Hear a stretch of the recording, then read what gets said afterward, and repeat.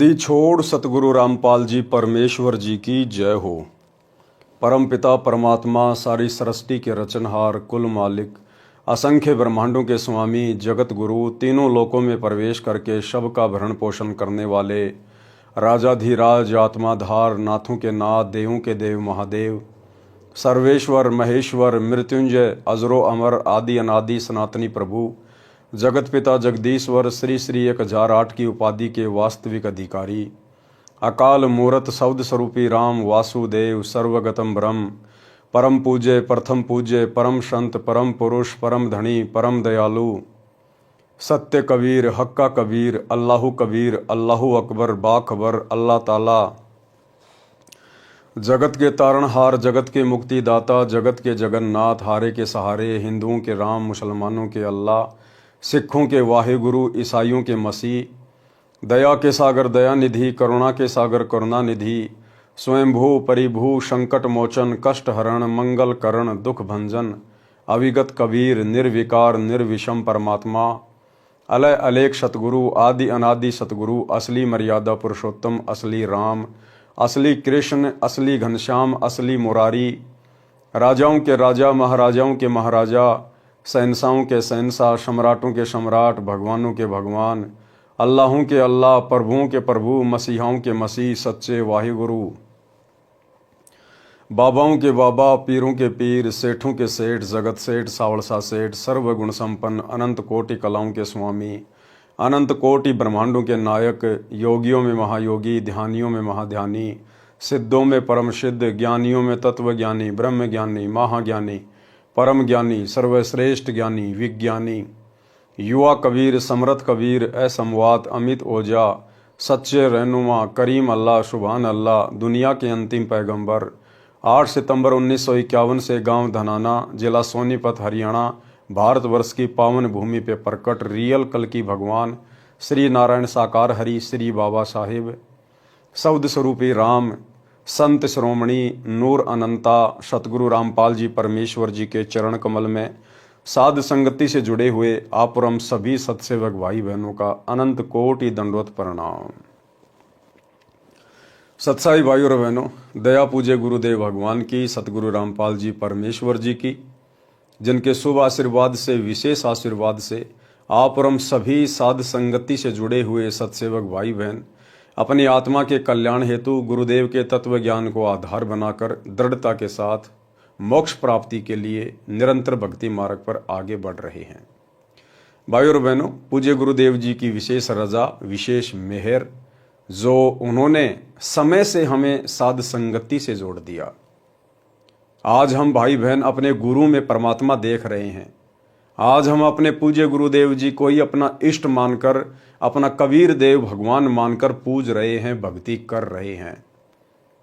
और जब तक इस फॉर्मूले को गुरु को ही परमात्मा मानने वाले फॉर्मूले को जब तक कोई भी स्त्री या पुरुष आत्मिक रूप से हृदय से अपने भक्ति जीवन में लागू नहीं करेगा, वो आत्मा उस समय तक मोक्ष की अधिकारी नहीं बन सकती है। तो आप और हमारे ऊपर यह विशेष रजा हुई है, विशेष मेहर हुई है। अन्यथा सतगुरु रामपाल जी परमेश्वर जी की 90% संगत जो सतलोक आश्रमों से जुड़ी हुई है, बेचारी तत्व ज्ञान के अभाव में अपने गुरु को परमात्मा ना मानकर और एक कागज के टुकड़े को दाढ़ी मूछ वाली कबीर जी की समझे जाने वाली मुर्दा फोटो को अपना कबीर भगवान मानकर अपने अपने घरों पर गले में लॉकेट में उस फोटो को लटकाए फिरती है। और जून के महीने में कबीर प्रकट दिवस मनाकर उस फोटो को अपना परमात्मा मान बैठी है। तो भाइयों और बहनों, परमात्मा प्राप्ति के बाद भी आत्मा उसे पहचान नहीं पा रही है। इसी को कहते माड़े संस्कार, कमजोर संस्कार का प्राणी। और आप और हमारे ऊपर दया हुई, गुरुदेव भगवान ने हमें सद्बुद्धि बख्शी और अपनी पहचान करवाई है। तो भाइयों और बहनों, ये आप और हमारा एक विशेष परम सौभाग्य है और इसके लिए हम गुरुदेव भगवान का जितना धन्यवाद करें उतना ही कम है।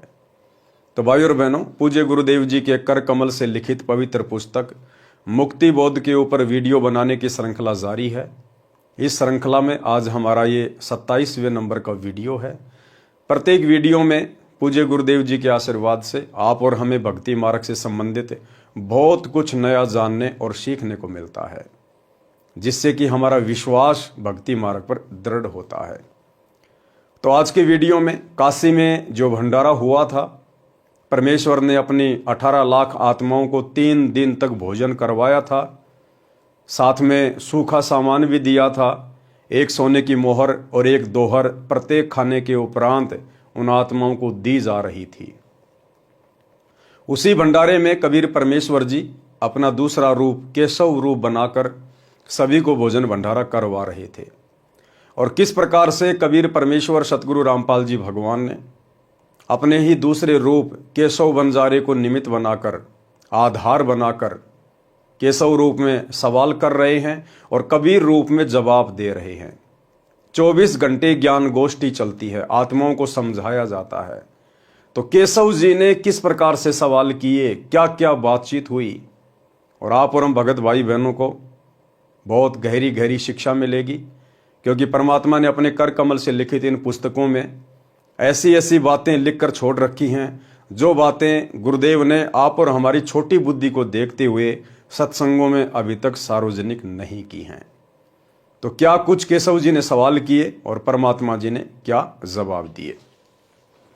पवित्र पुस्तक मुक्तिबोध पेज नंबर 329, कबीर जी तथा केशव जी की ज्ञान चर्चा। पारक के अंक की वाणी नंबर 851 886 का सरलार्थ। केशव ने कबीर परमेश्वर से कहा कि हे कबीर, आप इस मलिन देश में किस लिए आए हो।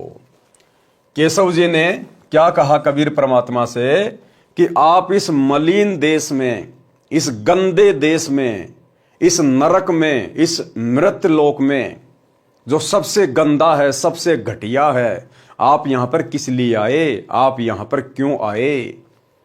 यानी सतलोक की तुलना में केशव जी ने इस पृथ्वी लोक को सबसे घटिया लोक बताया है। आप तो सतलोक के सुख सागर के मालिक हो, वहां तो सर्व सुख है, यहां कष्ट के अतिरिक्त कुछ नहीं है। इस पृथ्वी लोक पर, इसी किस ब्रह्मांड में कष्ट के अलावा, दुख के अलावा, परेशानियों के अलावा कुछ भी नहीं है। भाई और बहनों, जिन्हें हम यहाँ के सुख मानते हैं, दरअसल ये भी दुख हैं। लेकिन हम लोग आदी हो चुके हैं और हमारे पास में कोई ऑप्शन नहीं था इसके अलावा, इसलिए हमने इन्हीं सुखों को फाइनल सुख मान लिया।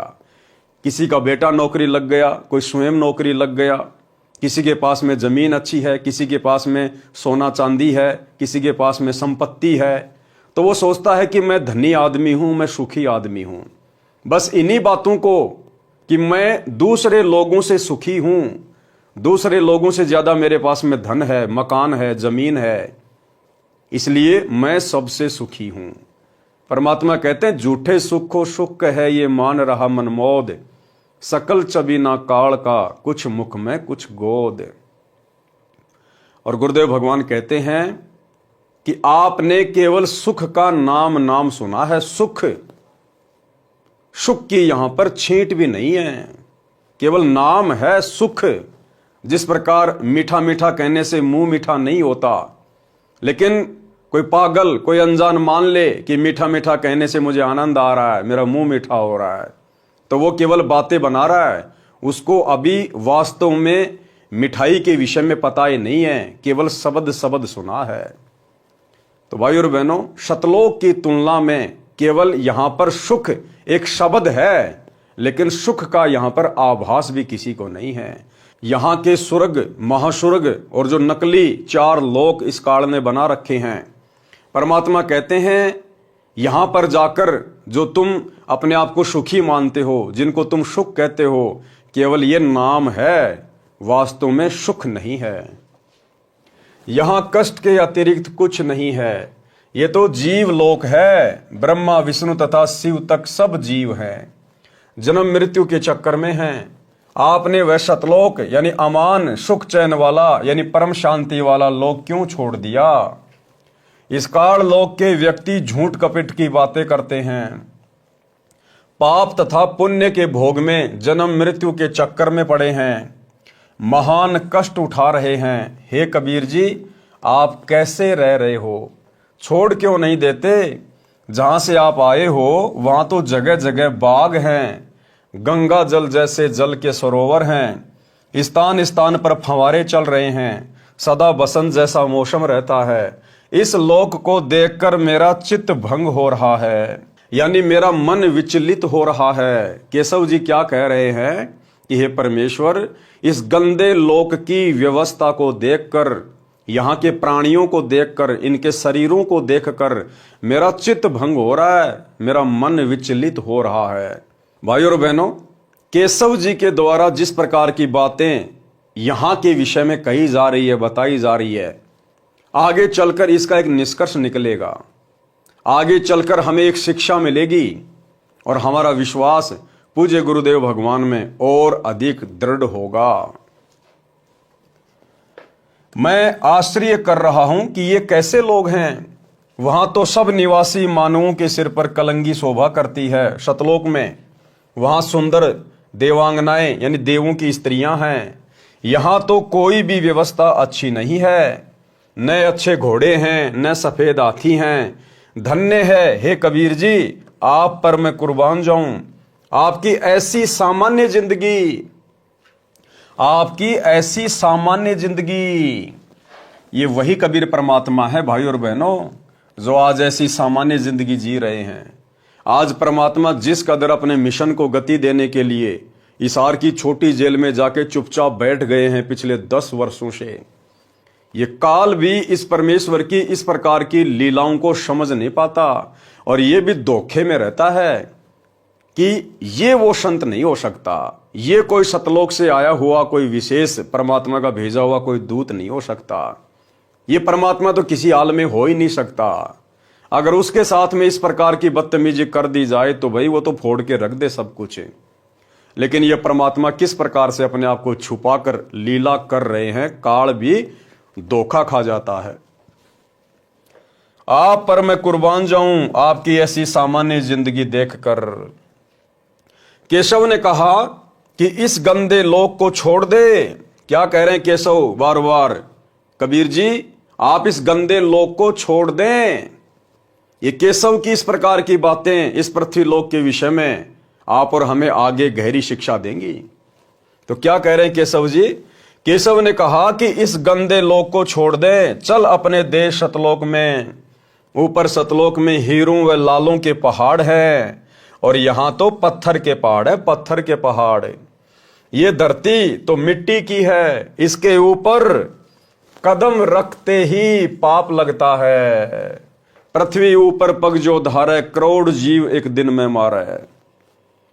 परमात्मा कहते हैं इस काल ने हमारे को इस कदर यहां पर उलझा रखा है। एक व्यक्ति जब अपने घर से बाहर कदम रखता है प्रतिदिन और जब शाम को वापस आता है तो कहते हैं रोजाना 1 करोड़ जीवों की हत्या करता है। 1 करोड़ जीवों की, मक्खी, मच्छर, कीट, पतंग, सूक्ष्म जीव, पैरों के नीचे 1 करोड़ जीव प्रतिदिन मारते हैं हम। 1 करोड़। यहां पर पांव भी ना रखना। इन सब का मुर्द फरोसी पिंड यानी नाशवान शरीर है। ये तो जन्मते और मरते हैं। सतलोक में अमर शरीर है।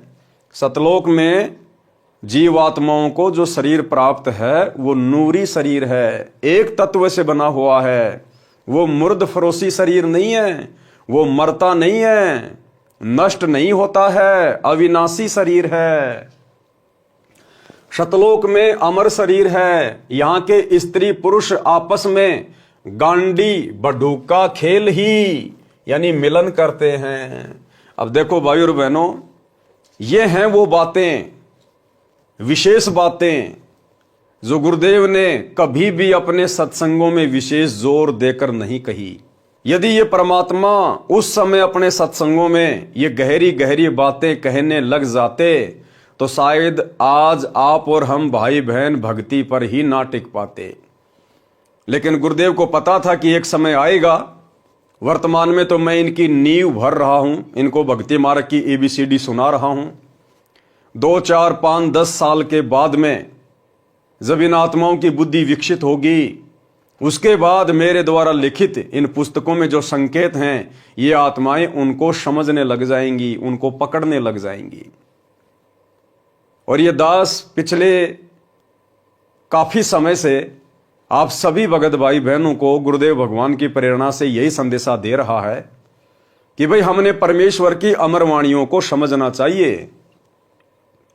गुरुदेव कहते हैं भक्ति मार्ग पर पति पत्नी मिलन, पति पत्नी व्यवहार, ये भोग विलास, विषय वासना, ये सबसे ज्यादा हानिकारक है। हमें परमात्मा अभी तक विशेष जोर देकर इनको त्यागने के लिए इसलिए नहीं कह रहे क्योंकि अभी हमारी बुद्धि इस ज्ञान को समझने में इतनी तैयार नहीं हुई है। लेकिन भाई और बहनों, अब तो वो समय आ गया है। अब हमने गुरुदेव के ज्ञान को भी समझना पड़ेगा और अपनी आत्मा के कल्याण के लिए विषय विकारों से दूर भी हटना पड़ेगा। तो दास काफी समय से गुरुदेव की प्रेरणा से आप लोगों को यही संदेशा देता आ रहा है कि भाई जब तक आप भोग विलास से दूर नहीं हटेंगे, जब तक आप पति पत्नी मिलन वाली इस गंदी क्रिया से दूर नहीं हटेंगे, तब तक आप सार नाम के योग्य नहीं बन सकते, आप सार नाम के अधिकारी नहीं बन सकते। अब आप भाई बहनों को समझ में आएगा कि वर्तमान में गुरुदेव भगवान ने जिन जिन आत्माओं को सार नाम दे रखा है, ये ओरिजिनल सार नाम नहीं है। ये तो भाई बहन जबरदस्ती अपनी जो प्रतिक्रिया दिया करते थे सत्संग सुनने के बाद, उतावले हो जाते थे, गुरुजी हमें सार नाम दे दो, गुरुजी हमें सार नाम दे दो, हमें सार नाम कब मिलेगा कब मिलेगा। तो परमात्मा ने देखा कि ज्ञान को तो ये समझ नहीं रहे और सार नाम लेने की जल्दबाजी कर रहे हैं, क्योंकि परमात्मा ने सार नाम की महत्वता को बार बार सत्संगों में बताया। तो परमेश्वर ने एक नकली बंदूक पकड़ा दी। मालिक को पता था कि अभी ये सार नाम के योग्य नहीं है, क्योंकि परमेश्वर की वाणी है भाई सार नाम हमें कब मिलेगा, जब हम भगत बनेंगे तब मिलेगा ना। खाली नाम लेने मात्र से कोई भगत नहीं बन जाता, कोई सार नाम के योग्य नहीं बन जाता है। सार नाम के लिए सबसे पहले तो हमने भगत बनना पड़ेगा, भगत। और गुरुदेव ने बताया तुम अच्छे सच्चे भगत कब बनोगे। वैसे तो हर कोई अपने आप को भगत ही कहता है, जिसने नाम दीक्षा ले ली, आप 2 मिनट बाद उससे बात करो, वो बोलेगा मैं तो भगत बन गया। लेकिन इस प्रकार से भगत नहीं बनता कोई। परमात्मा कहते हैं भग भोग्या भग उपजय, भग यानी योनि। परमात्मा कहते हैं भग भोग्या भग उपजय, भग से बचा न कोई, और जो कोई भग से बचे भगत कहावे सोई। असल में सतगुरु रामपाल जी परमेश्वर जी का भगत तो वो कहलाएगा जो इस पति पत्नी मिलन से दूर हो जाएगा, जो अपने आप को विषय वासनाओं से दूर कर लेगा। हमें रोज परमात्मा नित्य नियम के माध्यम से जगाते हैं, लेकिन हम ध्यान नहीं देते। गुरुदेव कहते हैं कामी क्रोधी लालची इनसे भक्ति ना होए, और भक्ति करे कोई सूरमा जाति वर्ण कुल खोए। कामी कौन होता है? कामी जो विषय वासनाओं में डूबा हुआ है, जो अभी भी भोग विलासिता में डूबा हुआ है। कहते हैं कामी क्रोधी लालची इनसे भक्ति नहीं हो सकती। आप भक्ति पर लग जरूर जाओगे, आप गुरु से उपदेश जरूर ले लोगे, आप 3 समय की आरती भी करोगे, मंत्र भी करोगे, सत्संग भी सुनोगे, लेकिन ये काल विषय वासनाओं को लेकर आपके अंदर सदा खलबली मचाए रखेगा। आप सारा दिन भक्ति करके थोड़े बहुत भाव बनाओगे, और ये काल 2 मिनट की विषय वासनाओं की उथल पुथल में आपके सारे भाव बिगाड़ देगा, आपके मन को विचलित कर देगा। इसलिए गुरुदेव भगवान कहते हैं कि यदि एक सच्चा भगत बनना है तो सबसे पहले आपने इन विषय विकारों से अपने गुरुदेव से प्रार्थना करके भक्ति पर ज्यादा जोर देके दूर हटना पड़ेगा। उसके बाद हम सार नाम के योग्य बनेंगे, सार नाम के अधिकारी बनेंगे। ये सार नाम कोई आलू टमाटर नहीं है जो परमात्मा आपको यूं ही बांट देगा, ले बेटा ले बेटा। इस सार नाम को सुरक्षित रखने के लिए परमात्मा ने धर्मदास जी को जिंदा समाधि दे दी। नानक जी से, अन्य महापुरुषों से परमात्मा ने सौगंध निकलवा दी थी, प्रतिज्ञा करवा ली थी कि आपने किसी को बताना भी नहीं है ये सार नाम क्या वस्तु है। और वर्तमान में गुरुदेव भगवान के जेल जाने के बाद आप देख रहे हैं किस प्रकार से गुरुदेव के कलयुगी परिवार ने उनके बेटा बेटी भाई बंधु रिश्तेदारों ने, इन आश्रमों में कोऑर्डिनेटरों ने आलू टमाटर की तरह सारनाम को 15-15 हजार रुपए के चक्कर में 20-20 हजार रुपए के लिए, क्योंकि वर्तमान में पाठ प्रकाश की कीमत 25 हजार रुपए कर दी गई है, तो 25-25 हजार के लिए, 15-15 हजार के लिए किस प्रकार से सारनाम को आलू टमाटर बना दिया गया है। भले कोई मर्यादा में है या नहीं है, आपको सतनाम मिले हुए 5 साल हो गए, आप सतलोक आश्रमों में रेगुलर आ रहे हैं, आप नामदान सेंटरों पे जा रहे हैं, आप सतलोक आश्रम मैनेजमेंट हरियाणा के हर पीले पर्चे को मान रहे हैं, तो आप जी सारनाम के योग्य बन गए और आपको डेट दे दी जाएगी, फला फला डेट को सारनाम लेने के लिए धनाना आश्रम में आ जाइए। आप चाहे धनाना आश्रम में एंट्री करने से पहले सिगरेट का पूरा डब्बा पी के जाइए, फिर भी आपको सारनाम मिल जाएगा, क्योंकि वहां जो सारनाम देने वाला है वो आप जैसा 2 कोड़ी का जीव है। उसको क्या पता आप मर्यादा तोड़ के आए हैं या मर्यादा में हो। तो भाई और बहनों, ये काल प्रेरणा से धर्म को धंधा बनाकर केवल एक पाखंड चल रहा है। ओरिजिनल सारनाम के योग्य हम उस समय बनेंगे जब हम विषय वासनाओं से पूरी तरह से पाक साफ हो जाएंगे। तो गुरुदेव भगवान ने क्या कहा है यहां पर, वर्तमान में जो भगत भाई बहन इतना तत्व ज्ञान लेकर भी और विशेषकर सतनाम लेने के बाद भी जो भाई बहन पति पत्नी मिलन में हैं, जो भोग विलास में हैं, जिन्होंने शारीरिक संबंध बनाने नहीं छोड़े हैं, परमात्मा कहते हैं वो तो गांडी बडूका खेल रहे हैं। गांडी बडूका यानी केशव जी ने गाली दी है, गाली। जैसे आप और हम भगत भाई बहन पहले कह दिया करते थे एक दूसरे को ज्ञान के अभाव में, ए गांडू इधर आ। तो गांडू का मतलब क्या होता है, जो अभी उसी वस्तु के पीछे पड़ा हुआ है, जो अभी योनि के चक्कर में पड़ा हुआ है, विषय वासनाओं में सना हुआ है, उसको गांडू कहते थे। और परमात्मा ने उसी चीज को क्या कहा, गांडी बडूका। तो केशव जी क्या कह रहे हैं कि यहां के लोग कितने गंदे हैं, ये कैसे भक्ति करेंगे आपकी, कैसे इनके अंदर आपकी भक्ति प्रवेश करेगी परमात्मा। ये तो गांडी बडूका खेल ही, ये तो गांडी बडूका का खेल खेल रहे हैं। अभी भी इन लोगों को समझ में नहीं आई कि तुमने सतलोक भी जाना है। ये ज्ञान तुम्हें धरती पर कौन दे रहा है, तुम्हारा मनुष्य जीवन प्राप्त करने का टारगेट क्या है, मकसद क्या है, लक्ष्य क्या है। इन लोगों को कुछ भी समझ में नहीं आ रहा परमात्मा। ये तो आपसे इतना ज्ञान लेने के बाद भी गांडी बडूका का खेल खेल रहे हैं, गांडी बडूका का, और उम्मीद कर रहे हैं सतलोक जाने की, सारनाम लेने की। सारनाम तो उस समय देगा परमात्मा जब हम ये गांडी बडूका का खेल खेलना बंद करेंगे। तो क्या कह रहे हैं परमात्मा, यहां के स्त्री पुरुष आपस में, स्त्री और पुरुष आपस में गांडी बडूका खेल ही यानी मिलन करते हैं, मिलन। और इसी को सबसे अच्छा भोग मानते हैं। सतलोक का भोग असंख्य गुणा आनंददायक है। दास ने परमात्मा के मुख कमल से एक सत्संग में सुना था कि पुण्यात्माओं, यहां तुम जो सुख स्त्री पुरुष मिलन में ढूंढते हो, शारीरिक संबंध बनाने में जिस सुख को तुम सुख मानते हो ना, इससे असंख्य गुणा सुख सतलोक में है। असंख्य गुणा सुख यानी वहां पर हम इस प्रकार से गांडी बडूका का खेल नहीं खेलते। सतलोक में स्त्री पुरुष वहां पर शारीरिक मिलन नहीं करते, लेकिन वहां पर आपस में जो प्यार प्रेम है पति और पत्नी का, दृष्टि मात्र से यहां जो हम आनंद महसूस करते हैं झूठा एक बार के शारीरिक मिलन में, परमात्मा कहते हैं वहां पर ऐसा आनंद, ऐसा सुख यहां के गांडी बडूका वाले खेल से करोड़ों गुना अधिक है, करोड़ों गुना अधिक है। और यहां का झूठा सुख तो तुम 1 मिनट ले लोगे, 2 मिनट ले लोगे, और वहां तो अनवरत अखंड सुख है, अखंड।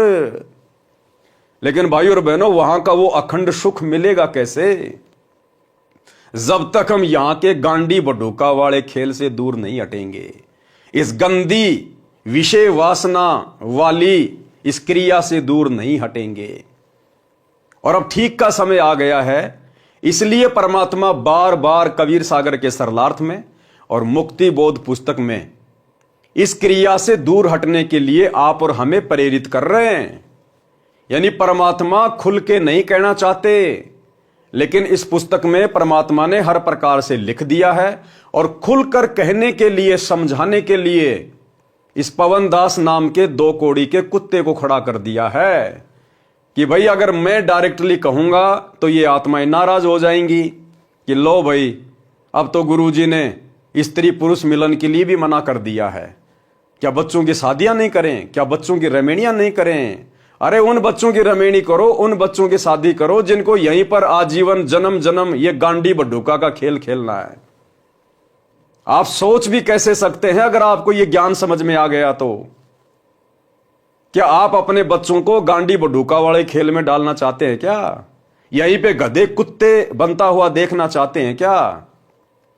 जब गुरुदेव ने कह दिया कि कोटि जन्म तू राजा की न्या मिटी न मन की आशा, और भिक्षुक होकर दर दर घूम लिया मिला न निर्गुण राशा, कि करोड़ों जन्म तू राजा के प्राप्त कर चुका है। अब राजा को तो हम यहां बहुत ज्यादा सुखी मानते हैं ना, हर प्रकार से वैभवशाली मानते हैं कि राजा से बढ़कर सुख तो किसी को हो ही नहीं सकते। तो करोड़ों बार आप और हम सभी आत्माएं, चाहे कोई 84 में है, चाहे कोई स्त्री पुरुष है, करोड़ों बार हम राजा और रानियां बन चुके हैं और वो सुख जिनको हम सुख मानते हैं वो भोग चुके हैं। क्या आज हमें याद है वो सुख? नहीं याद है ना। तो फिर ये गांडी बड्ढूका वाला खेल खेलते खेलते तुम कितने दिन सुख भोग लोगे? क्या याद रख लोगे तुम उसको? और ये सुख हमें दे क्या देगा फिर अंत में, सिवाय गधा कुत्ता बनाने के छोड़ने के अलावा? दूसरी बात परमात्मा ने हमें और समझाई कि कोटि शीश तूने दे दिए यमराजा की फेंट, कि भाई आप लोगों ने अपने करोड़ों सिर इस काल को दे दिए। ये तुम्हें झटके से मारता है, ये तुम्हें मुर्गा बना देगा, बकरा बना देगा, भैंस बना देगा, खरगोश बना देगा और फिर तुम्हें कसाई से कटवाएगा तुम्हारे सिर। ये इस प्रकार से तुम्हारे शीश लेता है झटके से, दर्दनाक तरीके से, तड़पा तड़पा कर, और तुमने करोड़ों सिर दे दिए इसको, करोड़ों सिर। और कहते एक शीश दे के देख ले सतगुरु अपने की भेंट। गुरुदेव कह रहे हैं काल को तो तूने करोड़ों शीश दे दिए और इसने तेरी दुर्गति की है, लेकिन एक शीश तू मुझे देखकर देख। और परमात्मा कहते हैं तुम्हारा सिर मैं इसकी तरह से नहीं लूंगा, मैं तुम्हारा सिर कटवाना नहीं चाहता। सिर देने का मतलब है अपने गुरुदेव के चरणों में अपना सब कुछ समर्पित कर देना, अपना तन मन धन अपने गुरुदेव को समर्पित कर देना। गुरुदेव ने हमें जो शिक्षा दी है, जो मर्यादा दी है, जो आज्ञा दी है, उसके अनुसार अपने मन को चलाना, यह है अपने गुरु को शीश देना। यानी जैसा गुरु कहे वैसा हम करें, यह होता गुरु को शीश देना। तो गुरुदेव कहते हैं तूने करोड़ों सिर दे दिए इस काल को, मिला तुझे कुछ नहीं, और अब भी तू काल को ही सिर देने जा रहा था। ये तो मैंने तेरे को पकड़ लिया और तू आधे से ज्यादा जीवन तो जी चुका है। तेरी 15, 20, 25, 30 साल की उम्र बाकी है। अब ये 15, 25, 30 साल का जीवन तो मेरे चरणों में समर्पित कर दे। ये गांडी बड्ढूका वाला खेल खेलना छोड़ दे। मैं तुझे सदा सदा के लिए फिर वो अमर सुख दूंगा। केवल नाम नाम है, वास्तविक वस्तु यहां नहीं है जो तुम्हें सुख दे सके। वो कैसे नहीं है भाई और बहनों, देखो हमने समझना पड़ेगा झूठा सुख कैसे है। अब ये गांडी बड्ढूका का खेल खेलते हैं, स्त्री पुरुष शारीरिक मिलन करते हैं, जब तक वे एक दूसरे से लिपटे रहते हैं, चिपके रहते हैं, तब तक तो उनको लगता है पता नहीं हम क्या अमृतत्व प्राप्त कर रहे हैं। और जैसे ही वो शारीरिक संबंध बनाने से निफराम होते हैं, उनकी आपस में इच्छा भी नहीं करती छूने की, एक दूसरे को हाथ लगाने की। जैसे ही हमारे शरीर से रज और बीरज का स्राव होता है, उसके बाद में स्त्री और पुरुष की आपस में एक दूसरे को छूने की इच्छा भी नहीं बनती है। अब पहले तो हमें वो सुख दे रहा था, और जैसे ही हम शारीरिक क्रिया से संपन्न हुए, उसके बाद में एकदम से हम एक दूसरे को देखना भी नहीं पसंद करते, छूना भी हम नहीं पसंद करते। बस इतना ही सुख था वो। तो परमात्मा कहते झूठे सुख को सुख है ये मान रहा मनमोद, और शकल चबी ना काल का, कुछ मुख में कुछ गोद। और उस शारीरिक मिलन ने हमें दिया क्या? झूठा सुख दे दिया, और बदले में हम कितने दोषी बन गए परमात्मा के। गुरुदेव ने ज्ञान गंगा पुस्तक में लिखा है कि अनावश्यक रूप से भोग विलास करना एक बच्चे की हत्या करने के बराबर है, एक बच्चे की हत्या करने के बराबर। कितने असंख्य जीवाणु मरते हैं जब हम एक बार शारीरिक संबंध बनाते हैं, और उसके बाद हमारा बल, हमारा तेज, हमारा नूर कितना घट जाता है, कितना कम हो जाता है। शारीरिक संबंध बनाने से हमारी उम्र भी घटती है, हमारी आयु घटती है, और शरीर छोड़ने के बाद हम ब्रह्मा जी के इतने ऋणी हो जाते हैं, उसका हम फिर कर्जा नहीं उतार पाते। फिर कई युगों तक हम लोग नरक भोगते हैं, वो गांडी बडूका खेल खेलने के कारण। नरक से निकलने के बाद फिर गधे कुत्ते सूअर का जन्म भोगते हैं। फिर वो परमात्मा कुत्ता बनाएगा, कुत्ता, कि तेरे को मनुष्य जन्म दिया था ना भक्ति करने के लिए, लेकिन तू तो ये गांडी बडूका का खेल ही खेलने में व्यस्त रहा। ले भाई, अब कुत्ता बने, अब तेरे को भक्ति नहीं करनी है।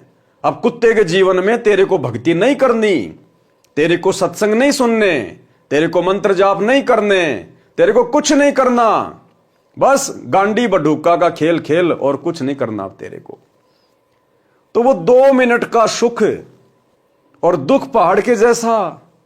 गुरुदेव कहते हैं रिंचक सा सुख और दुख सुमेर समाना, कि वो 2 मिनट का सेज का सुख और तूने पहाड़ जैसी आफत मोल ले ली, पहाड़ जैसी आफत। तो भाई और बहनों, कहने का मतलब है परमात्मा हमें यह समझाना चाहते हैं कि पुण्यात्माओं, तुम्हारे को ये गंदी क्रियाएं करते करते असंख्य युग बीत गए, असंख्य करोड़ पद्म युग। जब से हम सतलोक से अपने पिता से बिछुड़ कर आए हैं और हम जिस भी लोक में गए हैं, काल ने हमें इन्हीं क्रियाओं से बांध के रखा है। क्योंकि काल को पता है कि जिस कुक्रम के चलते मुझे सतलोक से निकाला गया, अरे दुर्गा के साथ में जबरन बलात्कार करने का तो प्रयास किया था सतलोक में, तो काल को पता है कि परमात्मा इस गांडी बडूका वाली क्रिया से बहुत नाराज होते हैं। तो काल तो हमें सबसे ज्यादा वही कर्म करवाएगा ना जबरदस्ती, जिससे कि हम परमात्मा के दोषी बने और काल के ऋणी बने, कर्जदार बने। तो आज गुरुदेव भगवान हमें हर प्रकार से समझा रहे हैं कि भैया, अगर तुम मेरी शिक्षाओं में चलोगे, मेरी आज्ञा में चलोगे, विषय वासनाओं से दूर हटके भक्ति करोगे, तो ये भक्ति भी तुम्हारे अंदर धीरे धीरे प्रवेश होगी। अन्यथा तुमने तो उस मटके में छेद कर लिया। जैसे किसी मटके में नीचे छेद हो रखा है और ऊपर से हम पानी डाल रहे हैं कि मैं अपने परिवार के लिए और मेरे लिए इस मटके में पानी भर रहा हूं, गर्मी में पानी पीऊंगा, ठंडा पानी रहेगा, और नीचे उसमें छेद भी कर रखा है।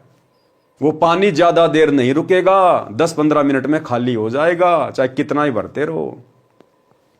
तो इसी प्रकार हम भक्ति भी कर रहे हैं कि मैं सतलोक जाऊंगा, वहां के सारे सुख प्राप्त करूंगा और यहां भी मैं सुखी रहूंगा।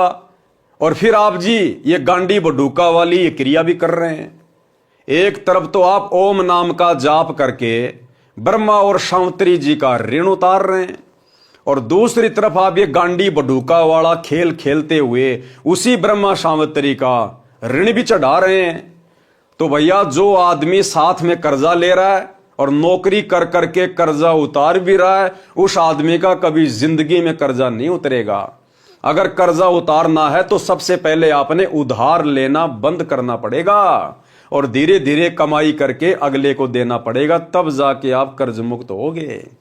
तो भाई और बहनों, परमात्मा हमें हर प्रकार से भक्ति मार्ग पर सफलता प्राप्त करवाने के लिए समझाना चाहते हैं कि यदि आप मेरी आज्ञा में चलोगे, मेरी मर्जी में चलोगे और विषय वासनाओं से हटकर जब आप इस भक्ति पर लगोगे दृढ़ होकर, तब आपकी सुरती सतलोक की तरफ लगेगी।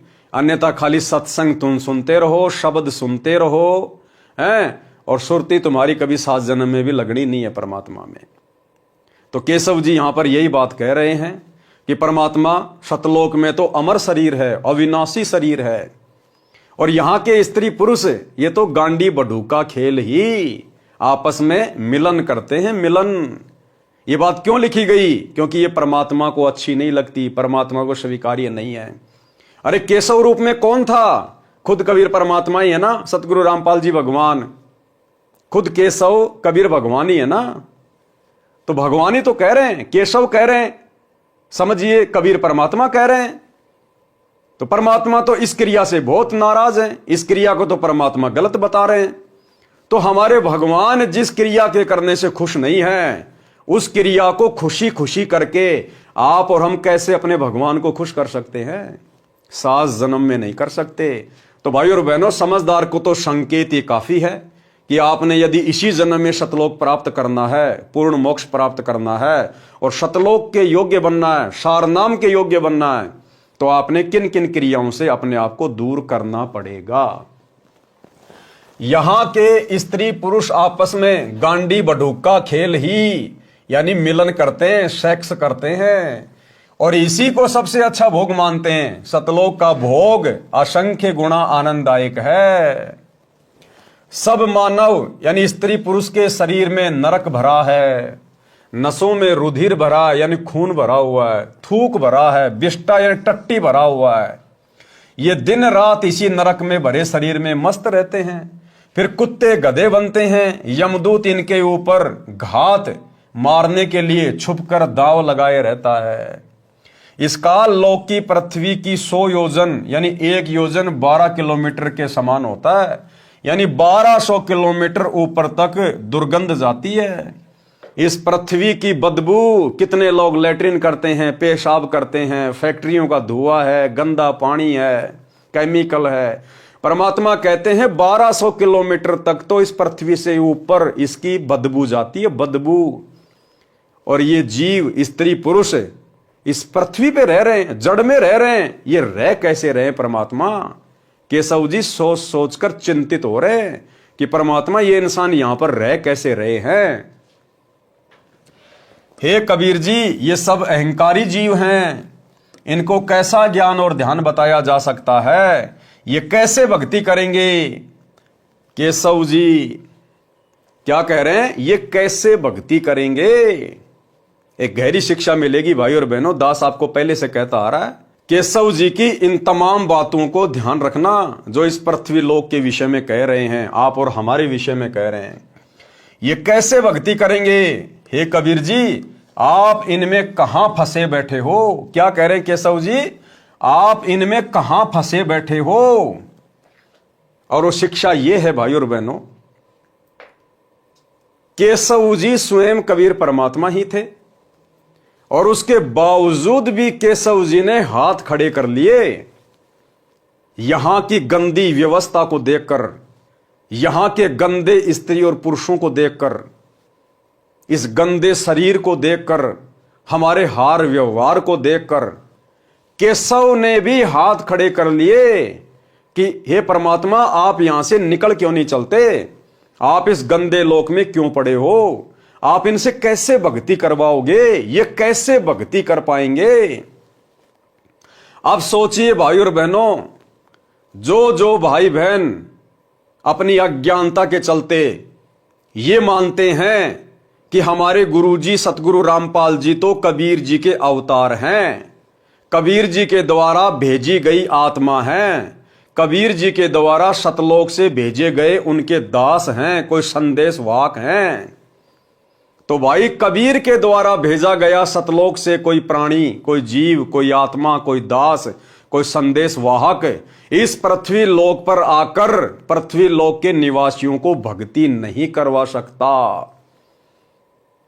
अरे केशव जी तो सतलोक से आए थे ना, केशव भी तो सतलोक से आए थे ना। और केशव कोई आत्मा नहीं थी, परमात्मा की टू कॉपी थी। परमात्मा कबीर जी की टू कॉपी थी, यानी कबीर परमेश्वर का दूसरा रूप था। और कबीर परमात्मा के दूसरे रूप ने भी, जो सतलोक की अन्य आत्माओं से सर्वश्रेष्ठ है, उस कबीर परमात्मा के दूसरे रूप ने, केशव ने भी हाथ खड़े कर लिए और कबीर जी को कह रहे हैं आप इनसे कैसे भक्ति करवाओगे? तो भला सतलोक से परमात्मा के द्वारा भेजी गई कोई आत्मा इस पृथ्वी पर आप और हमें कैसे भक्ति युक्त कर सकती है? कैसे वो इतना संघर्ष कर सकता है? कैसे वो भक्ति करवा सकता है? इसलिए भाई और बहनों, कबीर परमात्मा खुद ही अवतार धारण करके आते हैं। ये स्वयं ही पृथ्वी पर अवतरित होते हैं सतलोक से, एक मनुष्य के बच्चे के रूप में लीला करते हुए बड़े होते हैं, अपने आप को छुपाते हैं। सतलोक से भेजी गई कोई आत्मा इसी किस ब्रह्मांड से, काल के जाल से जीव आत्माओं को मुक्त करवाकर नहीं लेकर जा सकती।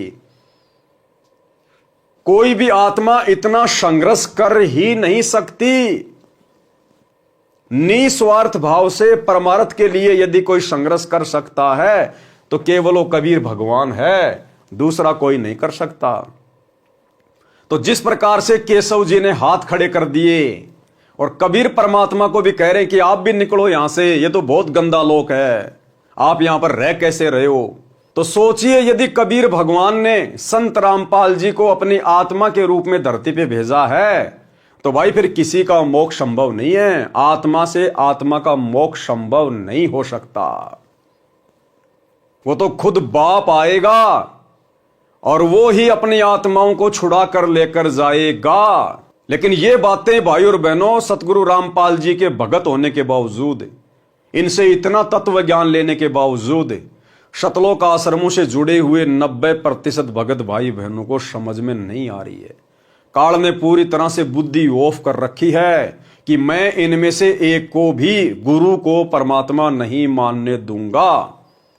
और जब तक आपके अंदर यह दृढ़ विश्वास नहीं होगा कि मेरा गुरु स्वयं परमात्मा है, कबीर है, ये कोई मिडिल मैन नहीं है, ये किसी का भेजा हुआ कोई अवतार नहीं है, ये कोई आत्मा नहीं है, ये स्वयं बाप है, बाप।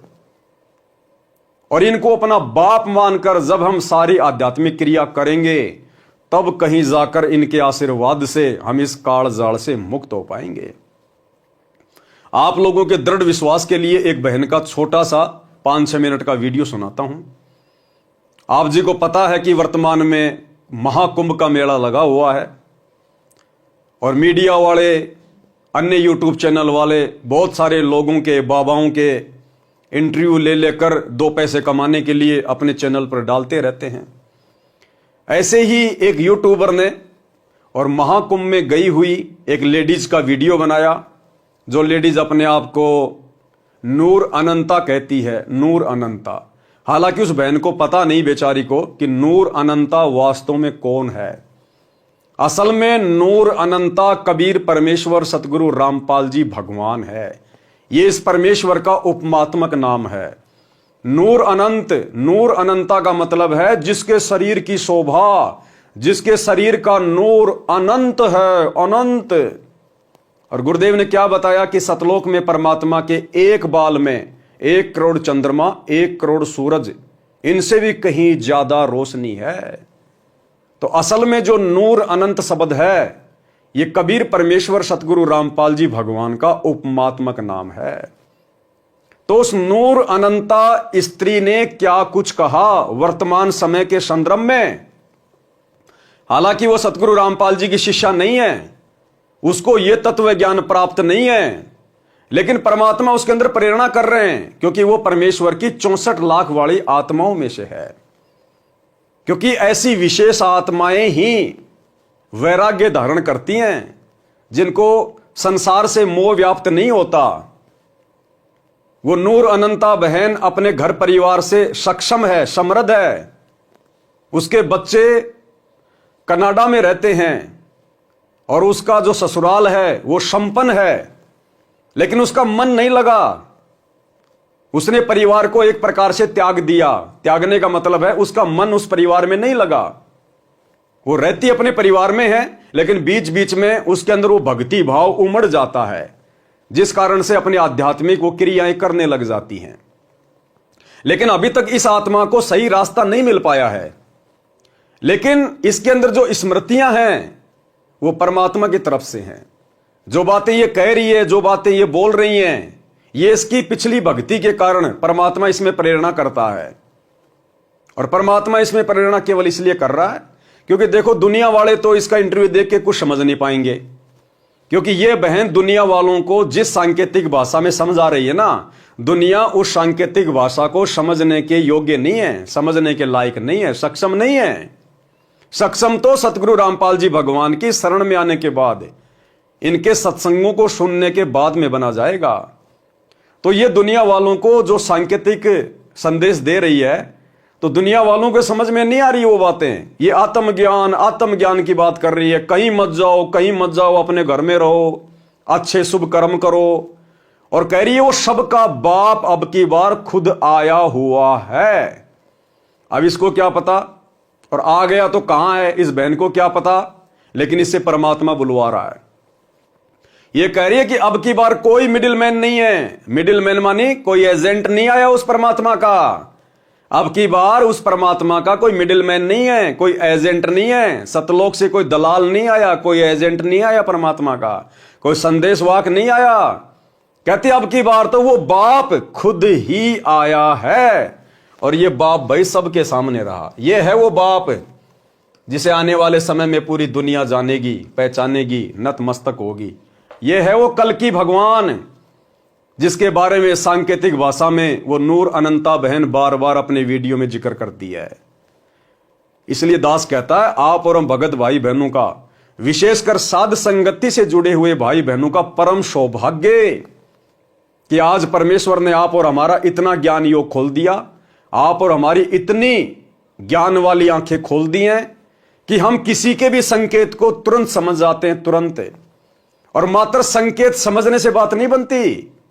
इस प्रकार के वीडियो देखकर संकेत तो सतलोक आश्रमों से जुड़े हुए भाई बहन भी समझ रहे हैं, लेकिन जब तक आप अपने गुरु को परमात्मा नहीं मानोगे, बापों का बाप नहीं मानोगे, तब तक आप इन वीडियो को सुनकर देख भी कुछ प्राप्त नहीं कर सकते। तो आप और हम गुरुदेव के आशीर्वाद से संकेतों को भी समझ रहे हैं, और हम असल में गुरु को परमात्मा मानकर आध्यात्मिक क्रियाएं भी कर रहे हैं। और जब तक हम इस प्रकार से भक्ति मार्ग पर नहीं चलेंगे, हम कुछ भी हासिल नहीं कर सकते हैं। तो क्या कुछ कह रही है ये नूर अनंता बहन, परमात्मा के आशीर्वाद से। दास बीच बीच में विश्लेषण करता रहेगा, ध्यान से सुनिए। नमस्कार, आप देख रहे हैं पीजी न्यूज। मैं प्रवीण आप सभी का बहुत बहुत स्वागत करता हूं।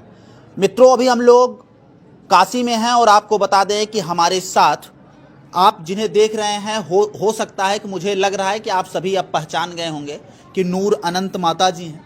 और आपको बता दें कि माता जी महाकुंभ को लेकर कई ऐसी भविष्यवाणियां की थी, जो कि वीडियो जो है वो इंटरनेट पे पड़ी और इंटरनेट पर लोगों ने खूब प्यार दिया, आशीर्वाद दिया। और आपको बता दें कि माँ ने जो भी बातें बताई थी कुंभ में खड़ी होके गंगा जी के किनारे, वो सारी बातें जो है आज सत्य हो गई। माता जी ने कहा था कि अब की बार महाकुंभ में कुछ अलग होने वाला है। कुछ अलग का संकेत जो था वो वही था कि कुछ इस प्रकार की बातें होंगी जिनकी चर्चा पूरी दुनिया में होगी, और सही बात वही हुआ। माता जी का और साफ तौर से एक कहना था कि इसमें वही लोग बचेंगे जो पुण्य का काम कर रहा है और जो अच्छा कर्म कर रहा है, वही लोग बचेंगे, नहीं तो कुछ न कुछ तो जरूर होगा। और ऐसे में अगर बात करें तो महाकुंभ में 2 बार आगजनी की घटनाएं हुई, और अगर बात करें तो भगदड़ हुई, और भगदड़ में हम बात करें कई लोग जो है अपने को खो दिया। अब वो इस दुनिया में नहीं है। सरकार के जो आंकड़े हैं वो 30 का आंकड़ा है, लेकिन अगर हम दैनिक भास्कर की रिपोर्ट की बात करें तो दैनिक भास्कर जो है वो 1500 का रिपोर्ट बता रही है। अब आखिरकार क्या कुछ सच्चाई है इस पे तो हम नहीं बात कर सकते हैं, लेकिन फिलहाल हम अगर बात करें तो आगे को लेकर क्या कुछ चल रहा है माता जी के मन में, ये तमाम सवाल हमारे मन में हैं और वो हम माता जी से बातचीत कर सकते हैं। माता जी, एक बार फिर से आपका पीजी न्यूज चैनल में बहुत बहुत स्वागत है। हर हर महादेव, घर घर महादेव। अभी माता जी आप काशी में हैं और जो कुछ हुआ महाकुंभ में सब आपने टीवी के माध्यम से, और हमें लगता है कि आपने सब कुछ देखा। अभी क्या महसूस कर रहे हैं? आप काशी में हैं और इस समय क्या कुछ महसूस कर रहे हैं? देखिए, ये तो अभी आप लोगों को पता चल गया होगा कि जो भी बता रहे थे वो सब चीज़ें वैसे ही सामने आ रही है। क्या होता है कि है तो बहुत कुछ, लेकिन बहुत चीज़ें ऐसी गुप्त होती है जो हम लोग खुलकर नहीं रख सकते हैं। बहुत सारी ऐसी क्रियाएं होती है जो उस तरह से मतलब प्रेजेंट नहीं की जा सकती जी। अब देखिए, ये जो कुंभ है, देख रहे होंगे कि मतलब ये वैसे भी इतिहास में इतनी गैदरिंग जो है अब सबको पता चल गया कि पहली और ये है आखिरी। हाँ। सिर्फ गैदरिंग पहली नहीं है कि आगे जाके ये है भी आखिरी, ये आखिरी बात। इसके बाद अगर हम बात करें माता जी, तो इतना ये नूर अनंता बहन कह रही है कि जिस प्रकार से आपने कुंभ में जो भीड़ देखी है, जो गैदरिंग देखी है, ये आखिरी गैदरिंग है, ये आखिरी भीड़ है। इसके बाद दुनिया में कभी भी इस प्रकार की भीड़ आपको देखने को नहीं मिलेगी। बिल्कुल सत्य बात है भाई और बहनों। देखो, आने वाले समय में आप और हम भगत भाई बहनों को तो पता ही है कि पूरी दुनिया में यदि भक्ति चलेगी तो सतगुरु रामपाल जी की चलेगी। इस पूरी पृथ्वी पर केवल एक ही ज्ञान रह जाएगा, सतगुरु रामपाल जी का तत्व ज्ञान। सतगुरु रामपाल जी परमेश्वर जी के सानिध्य में, उनकी देख रेख में पूरे विश्व की जो सरकारें हैं वो संचालित होंगी। यानी जो रिमोट कंट्रोल होगा पूरी दुनिया का, वो गुरुदेव भगवान के हाथ में होगा। और आने वाले समय में जब पूरा विश्व इनकी भक्ति करेगा, सब इनकी शरण में होंगे। कटनी और छटनी के बाद 2028 युग परिवर्तन के बाद जितनी अच्छी आत्माएं पृथ्वी पर बचेंगी, वे सभी आत्माएं केवल भक्ति करेंगी, जो कई करोड़ों की संख्या में होंगी। लेकिन उस समय भी गैदरिंग नहीं होगी कभी भी। अब बहुत सारे भगत भाई बहन जो सतलोक आश्रमों से जुड़े हुए हैं, उनके मन में तो यही खरपतवार चलती रहती है। वो तो यही सोच रहे हैं कि आने वाले समय में धनाना आश्रम में धनाना आश्रम को और बड़ा कर दिया जाएगा और पूरी दुनिया के लोग धनाना आश्रम में सत्संग सुनने आएंगे, करोड़ों लोग एक जगह बैठ के सत्संग सुनेंगे। नहीं, ये जो भविष्यवाणी ये बहन कर रही है ना, ये परमात्मा की विशेष प्रेरणा से कर रही है। ये लास्ट भीड़ थी कुंभ के मेले में। आने वाले समय में कोई कुंभ वाम्ब नहीं होना। अब हो लिया जितना होना था उतना। अब तो लोगों का घरों से बाहर निकलना मुश्किल हो जाएगा और आगे भी कभी भीड़ नहीं होगी। सतगुरु रामपाल जी परमेश्वर जी की भक्ति जब पूरे विश्व में शुरू हो जाएगी तो उस समय भी कभी आपको इतने लोगों की भीड़ देखने को नहीं मिलेगी। परमात्मा भीड़ इकट्ठा नहीं करेगा। ये कलयुग की बिचली पीढ़ी का समय है। परमात्मा ने घर घर में टीवी लगवा दिए, घर घर में। हर एक के हाथ में परमात्मा ने मोबाइल दे दिए, हर एक के हाथ में। परमात्मा भीड़ इकट्ठा करके सत्संग नहीं करेगा। अपने अपने घरों पे बैठो, ज्ञान दे दिया गया है। मर्यादा में रह के भक्ति करोगे तो परमात्मा साथ रहेगा। चाहे अमेरिका रहो, चाहे इंग्लैंड रहो, चाहे भारत में रहो। बकवाद करोगे तो झटका लगेगा। चाहे कहीं भी छुप के बकवाद कर लेना, इस परमात्मा की नजरों से नहीं बच पाओगे। तो आने वाले समय में सत्संग सुनने के लिए परमात्मा भक्तों की भीड़ जमा नहीं करेगा। परमात्मा ने घर घर टीवी दे दिए, घर घर मोबाइल दे दिए।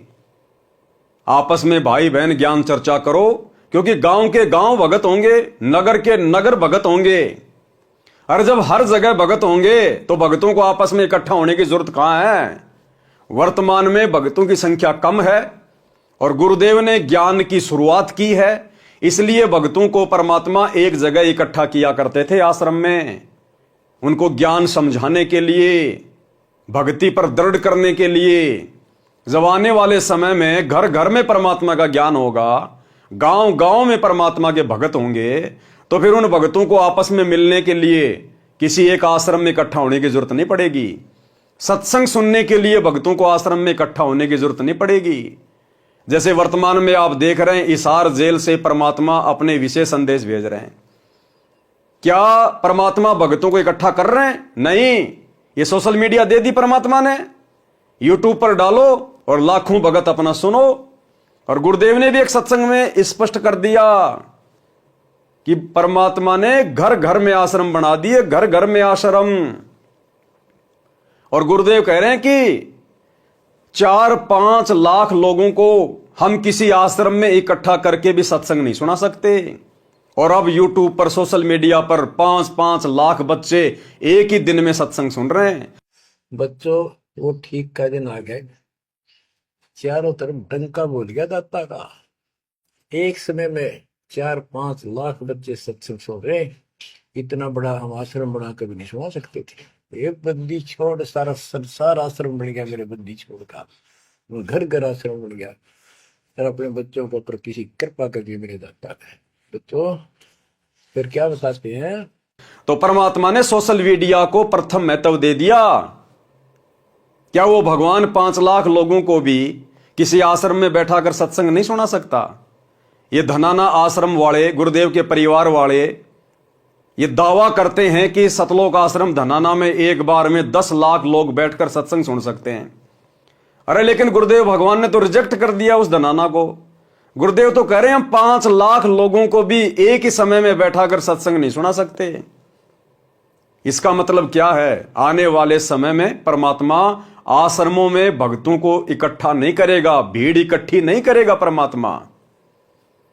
परमात्मा एक जगह रहेंगे और ये दुनिया भर के टीवी चैनल ये परमात्मा की तरफ 24 घंटे अपने कैमरे करके खड़े रहा करेंगे। 24 घंटे। जैसे आज कहीं कोई प्रधानमंत्री की रैली हो तो किस प्रकार से न्यूज चैनल वालों की गाड़ियां आ जाती हैं, कैमरे ले लेके लाइव चलाने के लिए खड़े हो जाते हैं। इसी प्रकार आने वाले समय में इस प्रधानमंत्रियों के प्रधानमंत्री के आगे, राष्ट्रपतियों के राष्ट्रपति के आगे, सतगुरु रामपाल जी परमेश्वर जी के आगे, जहां भी ये परमात्मा रहेंगे, ये न्यूज चैनल वाले इनके सत्संगों को लाइव चलाने के लिए 24 घंटे वहां बाहर खड़े रहेंगे। बाहर जैसे कुत्ता रोटी के टुकड़े के इंतजार में रहता है ना, ऐसे ये न्यूज चैनल वाले जो आज सिवाय बकवाद के कुछ नहीं दिखा रहे, आने वाले समय में परमात्मा की एक बाइट के लिए, परमात्मा के एक सत्संग के लिए आश्रम के बाहर गाड़ियां ले लेके डेरे डाल के पड़े रहेंगे। डेरे डाल के, जैसे पुलिस वाले चुनाव के समय तंबू लगा लगा के बिल्डिंगों के बाहर रात को जो है रहते हैं। तो परमात्मा ने भीड़ इकट्ठा करने की जरूरत नहीं है। तो आने वाले समय में भक्तों की गैदरिंग नहीं होगी। ये जितने भी आश्रम वर्तमान में बना दिए गए हैं गुरुदेव की गैर हाजिरी में धर्म को धंधा बना के, ये आश्रम परमात्मा अपने परिवार वालों को दे देगा कि भैया तुम लोगों ने इसीलिए तो भक्ति की थी कि हमारे पास में संपत्ति हो, पैसा हो, लो भाई ये आश्रम संभालो, तुम ही संभालो, हमें तुम्हारे आश्रमों की जरूरत नहीं है। तो आने वाले समय में भीड़ इकट्ठा नहीं होगी। सोशल मीडिया ही एकमात्र प्रचार का साधन होगा, माध्यम होगा। इतना भीड़ कभी महाकुंभ में नहीं नहीं हुई, हाँ, और नहीं हुई है और आगे भी कभी नहीं होगी। इसलिए क्या हो रहा है कि ये जाने अनजाने में लोग खींचे चले आ रहे हैं। हाँ। अब देख रहे हो सिर्फ अपने भारतीय नहीं है, विदेशी भी सब खींचे, उनको पता ही नहीं है, मतलब उनको कोई ना कोई ऊर्जा खींच के ला रही है। क्यों ला रही है? क्योंकि ये लास्ट फेज चल रहा है। जैसे बता रहे हैं कि भाई कलयुग का ये एंडिंग है और सतयुग जो है, साथ साथ कलयुग खत्म हो रहा है, साथ साथ सतयुग की स्थापना हो रही है। इसको जितनी जल्दी हो सकता है सब लोग इस सत्य को मान लें। क्योंकि अब बहुत लोग हैं ना ऐसे ही बोल रहे हैं कि ये ऐसे ही ये झूठ है, ये लोगों को डराने के लिए ऐसे बोल रहे हैं। नहीं भाई, हमें क्या जरूरत पड़ी है किसी को डराने की ना। जी। बहुत सारे लोगों ने ये कमेंट किया माता जी, लेकिन बहुत सारे लोग जो है आपके बारे में पॉजिटिव कमेंट किए कि माता जी ने जो भी बातें की थी सारी बातें जो है वो सत्य निकल गए और माता जी का एक बार फिर से इंटरव्यू आना चाहिए और हम लोग आगे अपने जीवन को किस प्रकार से यापन करें, ये तमाम लोग जो है वो जानना चाहते हैं। अच्छा, एक माता जी एक बड़ा सवाल ये है कि आखिरकार महाकुंभ की तरफ जब लोगों का आवागमन शुरू हुआ, लोगों के दिमाग में क्या कुछ बातें चल रही थी कि सब लोग, अगर हम बात करें, खिंच कर जो है वो महाकुंभ की तरफ आना शुरू हो गए? वो डर ऑटोमेटिकली लोगों को एक डर है जो खींच के ला रहा है। क्योंकि हर इंसान को अपने आप में सब कुछ पता होता है। अब जैसे मैं, आप हो ना, आपको आप क्या हो जे आपसे बेहतर आपको आप या वो परमात्मा जानता होगा। सिर्फ 2 इंसान जानते हैं। तो आपका वो डर आपको कुंभ में लाएगा डुबकी देने के लिए। लेकिन बात ये है कि भाई डुबकी देने से कुछ नहीं होगा। हर इंसान को इस बार पता है कि हमने क्या कोई बुरे कर्म करे हैं, क्या हमने अच्छे कर्म करे हैं। वो अंदर ही अंदर कोई ना भय एक उनको यहाँ पर खींच के ला रहा है। चाहे वो बड़ी बड़ी सेलिब्रिटीज, कोई भी, आप देख रहे हो किस तरह के लोग आ रहे हैं ना। आगे ध्यान से सुनना वीडियो भाई और बहनों। तो ये एक डर है, क्योंकि कहीं ना कहीं वो जो ऊर्जा है, वो जिसको हम बता रहे हैं कि भाई वो धरती पर आ चुका है। इस बार खुद, मतलब वो जो बाप जी है ना, वो खुद आए हैं। इस बार कोई मिडिल मैन नहीं है। जैसे हम पहले ही बताए हैं कि भाई, क्या कह रही है बहन? इस बार वो बाप जी, वो बाप कौन? सारी सृष्टि का मालिक, सबको रचने वाला, सर्वद्रष्टा, सर्वस्रष्टा, अंतर्यामी, नूर अनंत परमात्मा।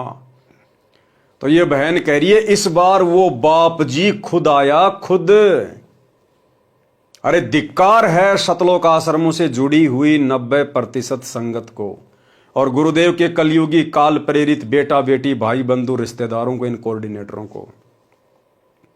ये जगत वाली बहन है जिसको ना सतगुरु की शरण प्राप्त है, ना जिसको असली आध्यात्मिक ज्ञान प्राप्त है, ना जिसको भक्ति मार्ग प्राप्त है, ना जिसने कभी सतगुरु के सत्संग सुने, और ये भी उस चीज को महसूस कर रही है अपनी कॉमन सेंस से कि अब की बार वो बाप जी खुद आया हुआ, खुद, कोई मिडिल मैन नहीं।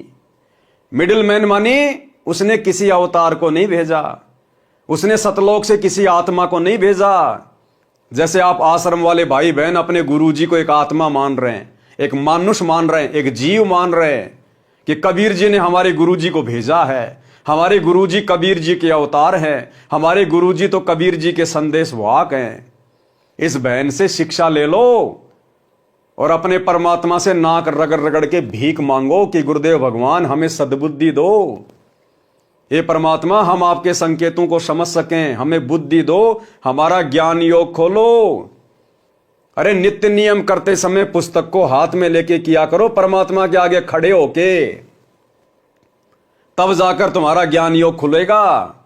जब तक तुम नित्य नियम यानी तीनों समय की आरती हाथ में पुस्तक लेकर विधि से नहीं करोगे, अपने बाप के आगे खड़े होकर, तब तक तुम्हारा ज्ञान योग नहीं खुलेगा। सुबह का नित्य नियम करते समय हम परमात्मा से क्या मांगते हैं? सुबह का नित्य नियम अत सर्व लक्षणा ग्रंथ है और हम परमेश्वर से क्या विनती करते हैं? गरीब उत्तम कुल करतार दो, द्वादश भूषण संग, रूप द्रव्य दो, दया करो, ज्ञान भजन सत्संग, शील संतोष विवेक दो, अक्षमा दया इकतार, भाव भक्ति वैराग्य दो, नाम निरालम सार। और आगे क्या मांगते हैं फिर परमात्मा से? योग युक्ति स्वास्थ्य जगदीश दो, सूक्ष्म ध्यान दयाल। सूक्ष्म ध्यान कि हम आपके संकेतों को समझ सकें। तो भैया जब तक आप अपने हाथ में भक्ति बोध लेकर और अपने बापों के बाप सतगुरु रामपाल जी परमेश्वर जी के आगे खड़े होकर आरती नहीं करोगे, आपको ये सूक्ष्म ध्यान का आशीर्वाद नहीं मिलेगा, आपका ज्ञान योग नहीं खुलेगा। आप इसी प्रकार से डामाडोल रहोगे। गरीब माया का रस पिया कर हो गए डामाडोल। आप आश्रम वाले भाई बहन तो इन आश्रमों में जा जाके डामाडोल हो चुके हैं, डामाडोल। गरीब ऐसा सतगुरु हम मिला, ज्ञान योग दिया खोल, और हम सत्सेवकों को सतगुरु रामपाल जी परमेश्वर मिल गए और हमारा ज्ञान योग खोल दिया। क्योंकि हम प्रतिदिन इस पुस्तक को हाथ में लेकर अपने बाप के आगे खड़े होकर अपने मुख से मांगते हैं, मुख से हम आरती करते हैं। और आप लोग लगा के मोबाइल में नित्य नियम, कोई बाथरूम में जाके बैठ जाता है, कोई वापस बिस्तर में लेट जाता है, कोई अपने घर के 20 प्रकार के कार्य करता रहता है। किसी को तो समय नहीं है, काम धंधे पर आते जाते समय ही नित्य नियम और संध्या आरती करते हैं जेब में मोबाइल डाल के। तो तुम्हें कैसे ज्ञान और ध्यान मिलेगा? कैसे परमात्मा तुम्हारा ज्ञान योग खोलेगा? क्योंकि तुम परमात्मा से मांग ही नहीं रहे। अरे गुरुजी खुद ही खुद से मांग रहे हैं। आरती कौन करता है मोबाइल में? गुरुजी कर रहे हैं ना। आरती किसको करनी चाहिए? भगत को। अगर मोबाइल में आरती करना ही सर्वश्रेष्ठ विधि है तो फिर परमात्मा ने भक्ति बोध क्यों दी छपवा कर? सभी को मोबाइल दे देते, सभी को एक एक मेमोरी कार्ड दे देते। फिर ये पुस्तक क्यों दी और क्यों लिखा इस पुस्तक के ऊपर मूल्य नित्य नियम पाठ? यानी आपने रोजाना इस पुस्तक को पढ़ना है, इसका पाठ करना है। तो भैया जब तक अपने बाप के सामने खड़े होकर आरती नहीं करोगे तब तक तुम्हारा ज्ञान और ध्यान कुछ भी नहीं खुलेगा, कुछ नहीं मिलेगा, कुछ नहीं समझ पाओगे। आरती तो अभी तक गुरुजी कर रहे हैं तुम्हारे घरों में, मोबाइल में लगा के छोड़ दिया। आरती तो गुरुजी कर रहे हैं, तुम कहां कर रहे हो? तो इस बहन से शिक्षा लो और भीख मांगो गुरुदेव भगवान से। लेकिन तुम तो लड्डू जलेबी बर्फी मांगते हो परमात्मा से कि अगला समागम कब आएगा, अगला समागम कब आएगा, अब की बार कौन से आश्रम में जाऊंगा, लड्डू जलेबी बर्फी खाऊंगा। तुम ज्ञान और ध्यान कहां मांग रहे हो परमात्मा से? तो क्या कह रही है बहन कि अब की बार कोई मिडिल मैन नहीं है, वो बापों का बाप, वो बाप जी खुद धरती पे आया हुआ है, और वो बाप जी है सतगुरु रामपाल जी। सतगुरु रामपाल जी सबका बाप जी। तो इस बहन से शिक्षा ले लो, बहन क्या कह रही है। तो ये एक डर है, क्योंकि कहीं ना कहीं वो जो ऊर्जा है, वो जिसको हम बता रहे हैं कि भाई वो धरती पर आ चुका है, इस बार खुद मतलब वो जो बाप जी है ना, वो खुद आए हैं। इस बार कोई मिडिल मैन नहीं है। जैसे हम पहले ही बताए हैं कि भाई ये गुरु, ये सब जो परंपरा चल रही है ना, आश्रमों की, ये अखाड़े की, ये दीक्षा देने की, ये सब चीजें खत्म हो गई हैं। इसको मान लीजिए। मतलब देर हो जाए, पहले ही बहुत देर हो गई है, अब मान लीजिए यही सत्य है। ध्यान से सुनना। तो भाई ये भी इल्यूजन है कि इसी घाट पे नहाओगे तो ये होगा, उस जल में नहाओगे तो ये होगा, इसमें नहाओगे तो। हमने तो पहले ही कह दिया था भाई अपने अपने घरों में बैठो, अपने अपने घर में अपने अपने बाथरूम में नहा लो, आप लोगों को वहां भी मोक्ष की प्राप्ति हो जाएगी। क्योंकि इस वक्त देखिए हम बार बार ये बात कह रहे हैं कि देखिए घर से मत निकलिए। ऑरा जो है ना, वो पूरी यूनिवर्स में, पूरे ब्रह्मांड में फैल चुका है। वो ऑरा जो है, वो ब्लेसिंग जिसके पास जाएगी ना, वो इंसान जहां भी है, अपने घर में एक बंद कमरे में भी बैठा होगा ना, वो आशीर्वाद उसका वहां तक चला जाएगा। उसके लिए क्या कह रही है बहन कि कहीं भी धक्के खाने की जरूरत नहीं है, कहीं भी भटकने की जरूरत नहीं है। वो ओरा यानी वो शक्ति, वो प्रभाव उस बाप जी का, उस परम शक्ति का, सतगुरु रामपाल जी भगवान का इस ब्रह्मांड में चारों तरफ फैल चुका है। और जिसने जैसे कर्म किए होंगे उनको घर बैठे वैसा ही परिणाम मिलेगा। कहीं भटकने की जरूरत नहीं है, धक्के खाने की जरूरत नहीं है। आप और हम संगत वालों के लिए ये विशेष भविष्यवाणी है। 2014 बरवाला कांड, परमात्मा हिसार जेल में जाके बैठ गए। उसके बाद में संगत ने आश्रमों में धक्के नहीं खाने थे, और ना वर्तमान में धक्के खाने चाहिए, ना कहीं पर संगत ने भटकना चाहिए। अगर कुछ करना चाहिए तो मर्यादा में रह के भक्ति, जो 90% संगत नहीं कर रही है। आश्रमों में जाकर केवल आपने मर्यादा तोड़वाई है, भक्ति नहीं बनाई।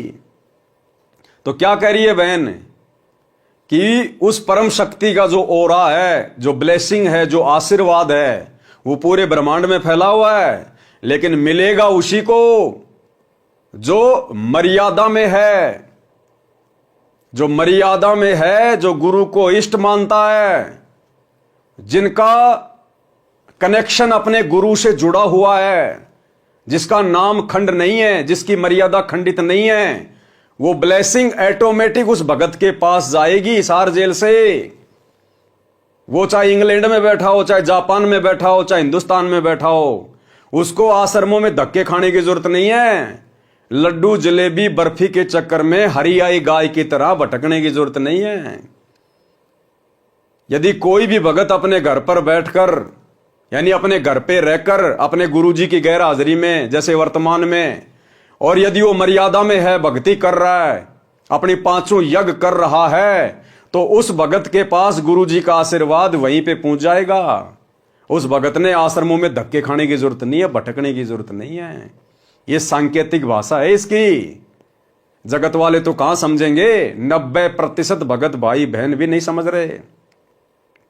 और हम सत्सेवक समझ भी रहे हैं और महसूस भी कर रहे हैं, और परमात्मा का आशीर्वाद, वो ब्लेसिंग लगातार ले रहे हैं। आप और हम भगत भाई बहन सत्सेवक गुरुदेव के जेल जाने के बाद किसी आश्रम में नहीं गए, कहीं नहीं भटके, बस अपने गुरु को समझ लिया कि गुरु कैसे प्रसन्न होगा, कौन से भक्ति सुक्रम करने से गुरु प्रसन्न रहेगा। हमने वही सुक्रम करने शुरू कर दिए घर बैठे। गुरु को इष्ट मान लिया, परमात्मा मान लिया। गीता अध्याय 3 श्लोक 13 के अनुसार उनको परमात्मा मानकर भोग लगाना शुरू कर दिया। घर घर गुरु का आश्रम बना दिया, आसन लगा दिया, और नेक नीति ईमानदारी से अपना काम कर रहे हैं, और ज्ञान आधार से भक्ति कर रहे हैं। और परमात्मा अपने प्रत्येक बच्चे के साथ में है, शब्द रूप में प्रत्येक बच्चे के साथ में। दर्शन दे देकर परमात्मा विश्वास बढ़ा रहे हैं, प्रकट हो के परमात्मा विश्वास बढ़ा रहे हैं। तो परमात्मा कहां है? परमात्मा अपने मर्यादित भगत के साथ में है। घट हिम गंगा, घट हिम जमुना, घट हिम है जगदीश, सतगुरु तारेंगे। तो हमने किसी भी जगह भटकने की जरूरत नहीं है। हमने परमात्मा का आशीर्वाद, वो ब्लेसिंग प्राप्त करने वाले अच्छे भक्ति कर्म करने हैं। हमने मर्यादा में रहकर परमात्मा को प्रसन्न करना है, ताकि वो ब्लेसिंग हमें मिलती रहे, और उस आशीर्वाद, उस ब्लेसिंग के बदौलत ही हम भक्ति पर टिक पाएंगे। तो ये बहन ये बात कहना चाह रही है। इस बात को दुनिया वाले तो छोड़ो, हमारे 90% भाई बहन जो आश्रमों से जुड़े हुए हैं वो भी नहीं समझ पा रहे, और स्पष्ट कह रही है कि वो सबका बाप जी खुद आ गया, खुद। तो इस बात को किसने समझा? इस बहन के इन शब्दों को किसने पकड़ा, किसने समझा? केवल सत्सेवकों ने। बाकी वीडियो बना बना के तो आश्रम वाले भी डाल रहे हैं कि इस बहन की भविष्यवाणी सतगुरु रामपाल जी के ऊपर फिट बैठ रही है, फिट बैठ रही है। अरे इस बहन की भविष्यवाणी तो गुरु जी पे फिट बैठ रही है, लेकिन तुम्हारे दिमाग में कुछ नहीं बैठ रही, तुम्हारे ऊपर फिट नहीं बैठ रही, क्योंकि तुम अपने गुरु को बाप जी मान कहां रहे हो? तुम तो इनको मिडिल मैन मान रहे हो। अगर तुम अपने बाप सतगुरु रामपाल जी को बाप जी मान लेते इस बहन के अनुसार, तो भाई तुम उस कागज के टुकड़े दाढ़ी मूंछ वाले कबीर जी की फोटो को अपने घर में रखकर, अपने दरबार में रखकर, अपने लॉकेट में टांग कर, और जून के महीने में उस मुर्दा फोटो को कबीर मानकर, उसका कबीर प्रगट दिवस मनाकर अपने बाप सतगुरु रामपाल जी को मिडिल मैन घोषित ना करते।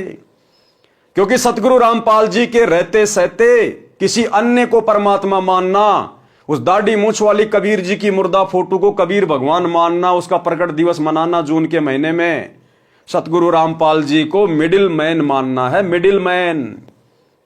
तो इस बहन की भविष्यवाणी तो फिट बैठ रही है, लेकिन आप आश्रम वाले भगत भाई बहनों के दिमाग में यह बात फिट नहीं बैठ रही कि सतगुरु रामपाल जी स्वयं बाप जी हैं। आज भी तुम लोग उनको मिडिल मैन ही मान रहे हो, मिडिल मैन। और जब तक जून के महीने में वो दाढ़ी मूंछ वाले नकली मुर्दा कबीर का प्रकट दिवस मनाते रहोगे, तब तक तुम्हारी नजरों में सतगुरु रामपाल जी मिडिल मैन ही रहेंगे। और आदरणीय गरीबदास जी ने मिडिल मैन को मानुष कहा है, मानुष। गुरु मानुष कर जानते ते नर कहिए अंध, ओहे दुखी संसार में आ गए यम के फंद। तो भाई और बहनों, इस बहन के विचारों को केवल सत्सेवकों ने समझा है। ये बात कह रहे हैं कि देखिए घर से मत निकलिए। ऑरा जो है ना वो पूरी यूनिवर्स में, पूरे ब्रह्मांड में फैल चुका है। वो ऑरा जो है, वो ब्लेसिंग जिसके पास जाएगी ना, वो इंसान जहां भी है, अपने घर में एक बंद कमरे में भी बैठा होगा ना, वो आशीर्वाद उसका वहां तक चला जाएगा। उसके लिए उसको चल के आने की किसी घाट में जरूरत नहीं है। ये मतलब इस सत्य को जितनी जल्दी हो सकता है, मैं तो आम जनता के लिए कहूंगी, क्योंकि आम जनता भोली भाली होती है। वो ऐसे गुरुओं के चक्कर में लोग जो कहानियां सुनाते हैं उनमें उन लोग बह बह के ये सब रास्ते अपना लेते हैं। भाई आम जनता को यही कहूंगी, अपने अपने घर में बैठो, बाहर मत निकलिए। इस वक्त बहुत ही हालात जो है वो बहुत खराब, और हो सकता है इससे भी हाँ, इससे भी। अच्छा, आप इसको एक मिनट, यहाँ पर मैं एक चीज कहना है, इसको ये समझ लीजिए, ये मत समझिएगा कि एक छोटी सी घटना कुंभ में हुई और ऐसे ऐसे करके कुछ लोग मर गए। आपको क्या पता कितने लोग मरे नहीं मरे ना, क्या पता आप लोगों को दिखाए ना। ये आप लोगों के लिए एक मैसेज है कि इससे भी बड़ी घटना मतलब हो सकती है, जहां पर मतलब इतनी भीड़ में मतलब ज्यादा संख्या में मतलब लोगों की जान जा सकती है। ये तो परमात्मा ने एक इशारा, छोटा सा इशारा किया है। ये संकेत दुनिया वालों के लिए नहीं है, ध्यान रखना। ये दुनिया तो मरती आई है, मर रही है, और आगे भी ऐसे मरेगी। परमात्मा अगर किसी आत्मा में प्रेरणा करके कोई संदेशा दिलवाते हैं तो अपने पंथ के लोगों के लिए दिलवाते हैं। ये इस बहन का संकेत इन आश्रमों की तरफ है, इन आश्रमों की तरफ जहां पर समागमों में भीड़ इकट्ठा हो रही है। और 2018 में परमात्मा ने एक छोटा सा ट्रेलर भी दिखा दिया था। 2018 रोहतक का पशु मेला ग्राउंड, 10-12 लाख भगत इकट्ठे कर दिए गए सतलोक आश्रम मैनेजमेंट हरियाणा के द्वारा। और किस प्रकार से आंधी तूफान आया, बारिश आई, सारी व्यवस्था अस्त व्यस्त। ये तो शुक्र मनाओ कि परमात्मा की शरण में हो, वरना सैकड़ों की संख्या में वहां पर भगत भाई बहन भीड़ में दब दब के मरते। जिस प्रकार कुंभ के मेले में कई ट्रक लोगों के कपड़ों और चप्पलों के भर के बाहर फेंके गए ना, उस समय 2018 में कबीर प्रकट दिवस पर पशु मेला ग्राउंड रोहतक में एक ट्रॉली भगतों की चप्पलों की, जूतों की भर के बाहर फेंकी गई थी। भगत भाई बहन, किसी का बैग रह गया, किसी के चप्पल रह गए, किसी के जूते रह गए, किसी का बच्चा रह गया, अपनी जान बचा के भागे थे वहां। सारी व्यवस्था बिगाड़ दी काल ने। नमस्कार। नमस्कार दोस्तों, सच समाचार में आपका स्वागत है। आज हम पहुंचे हैं रोहतक पशु मेला ग्राउंड में, जहां पर कबीर प्रकट दिवस बहुत जोरों शोरों से मनाया जा रहा है। आपको बता दें कि ये 622वां कबीर प्रकट दिवस है, जो कि संत रामपाल जी द्वारा इस ग्राउंड में बहुत ही विशाल तरीके से मनाया जाता है। आप देख सकते हैं कि ये भंडार घर में सेवादार चाय वितरण कर रहे हैं और लाखों की तादाद में यहाँ भगत जन आने का जो है कि बताया जा रहा है। और ये देख सकते हैं कि आप सब्जियाँ आ चुकी हैं और सेवादार किस तरह लगे हुए हैं। लगभग 10,000 सेवादार ऑलरेडी पहुँच चुके हैं और इस बार टेंट की व्यवस्था बहुत ही ज़बरदस्त है। और देखिए, आप देख सकते हैं कि किस तरह हैवी टेंट है और सब सेवादार देखो सेवा कर रहे हैं। लेकिन होता क्या है कि अचानक तूफान आ जाता है। आप देख सकते हैं कि सेवा करते हुए तूफान तेजी से आगे बढ़ रहा है और अपना प्रचंड रूप धारण कर रहा है। आपको बता दें कि 28 जून के भंडारे में भी इस तरह विशाल तूफान आया था और बारिश हुई थी। लेकिन इस बार भी देख सकते हैं आप कि कितना भयंकर तूफान। देखिए कैसे भगत जन तूफान में दौड़ रहे हैं। आप देख सकते हैं कि देखिए बहुत ही तेज गति से तूफान है। कैसे टेंट उड़ जा रहे हैं और सारे भगत जन शेड के नीचे आ रहे हैं। बच्चे दौड़ रहे हैं, आप देख सकते हैं इस वीडियो में। लेकिन जो हैवी शेड है उसमें कोई परिवर्तन नहीं। हालांकि इसकी व्यवस्था में कोई दिक्कत नहीं आई है, जो कि संत रामपाल जी महाराज जी ने इस बार व्यवस्था बहुत ज़बरदस्त करवाई है। देख सकते हैं कि कितना भयंकर तूफान, जो कि शेड को ले उड़ने की ताकत रखता था। लेकिन इस बार शेड बताया जा रहा है कि बहुत ही ज़बरदस्त तरीके से बनाए गए हैं। भगत जन शेड के नीचे सुरक्षित खड़े हैं और देखिए कैसे भगत भाग रहे हैं। आप देख सकते हैं कि तूफान की गति बहुत ही तीव्र है और इसके बाद ही बारिश स्टार्ट होती है। आप देख सकते हैं किस तरह तेजी से बारिश पड़ रही है। तो इस बहन का संकेत आने वाले दिनों में इन शतलोक आश्रमों के ऊपर है कि भैया भीड़ करने से बचो। तुम्हें सतगुरु ने आत्मज्ञान करवा दिया, परमात्म ज्ञान करवा दिया। घर बैठ के भक्ति क्यों नहीं करते? बकवाद करते हुए क्यों फिर रहे हो? जब तुम्हारा गुरु आश्रम में नहीं है तो आश्रम में तुम्हें मिलेगा क्या? ये सत्संग तो तुम अपने घर पे भी सुन सकते हो, ये भंडारा तो तुम अपने घर पे भी कर सकते हो। फिर बकवाद करने के लिए क्यों भटक रहे हो गुरु की गैर हाजिरी में? तो आने वाले दिनों में यह संकेत है, अगर ये संगत नहीं सुधरी और इसी प्रकार से भीड़ करती रही तो भैया कोई भी अनहोनी घटना घटित हो सकती है। और दास को भैया हिसार जेल में सौंपन आया था। दास ने पहले भी जिक्र किया है कि परमात्मा ने मुझे भयंकर आग लगती हुई दिखाई इन शतलोक आश्रमों में, और जले हुए भगत, कोई आधा जला हुआ है, कोई पूरा जल गया, लाशों का ढेर लगा हुआ दिखाया था। तो यही संकेत ये बहन कर रही है।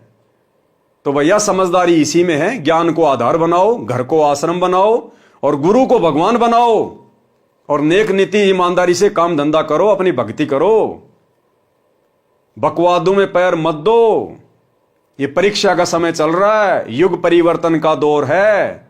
ज्यों ज्यों हम आगे बढ़ेंगे 2028 तक, आपको हर प्रकार से काल का षड्यंत्र, काल का भयंकर जाल चारों तरफ बिछा हुआ दिखाई देगा। लेकिन उस समय बाहर नहीं निकल पाओगे। फिर अभी भी मौका है, अभी भी मौका है। 2025 में संभल जाओ, सुधर जाओ।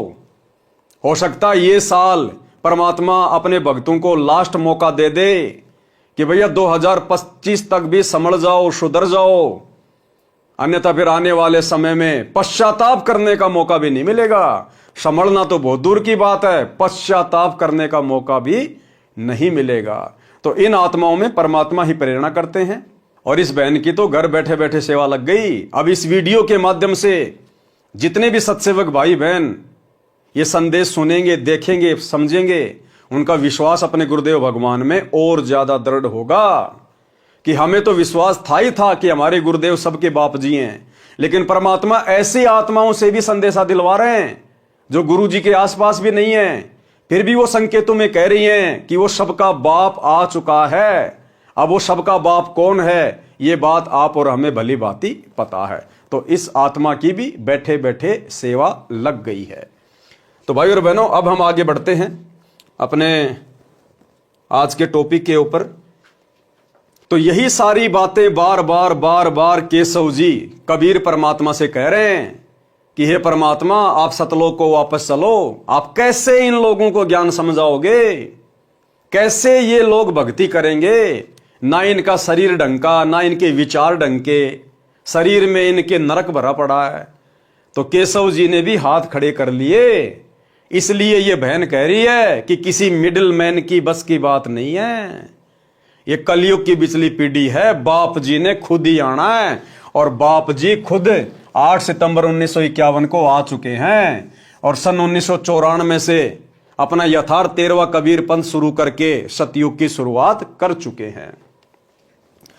हे कबीर जी, ये सब अहंकारी जीव हैं, इनको कैसा ज्ञान और ध्यान बताया जा सकता है?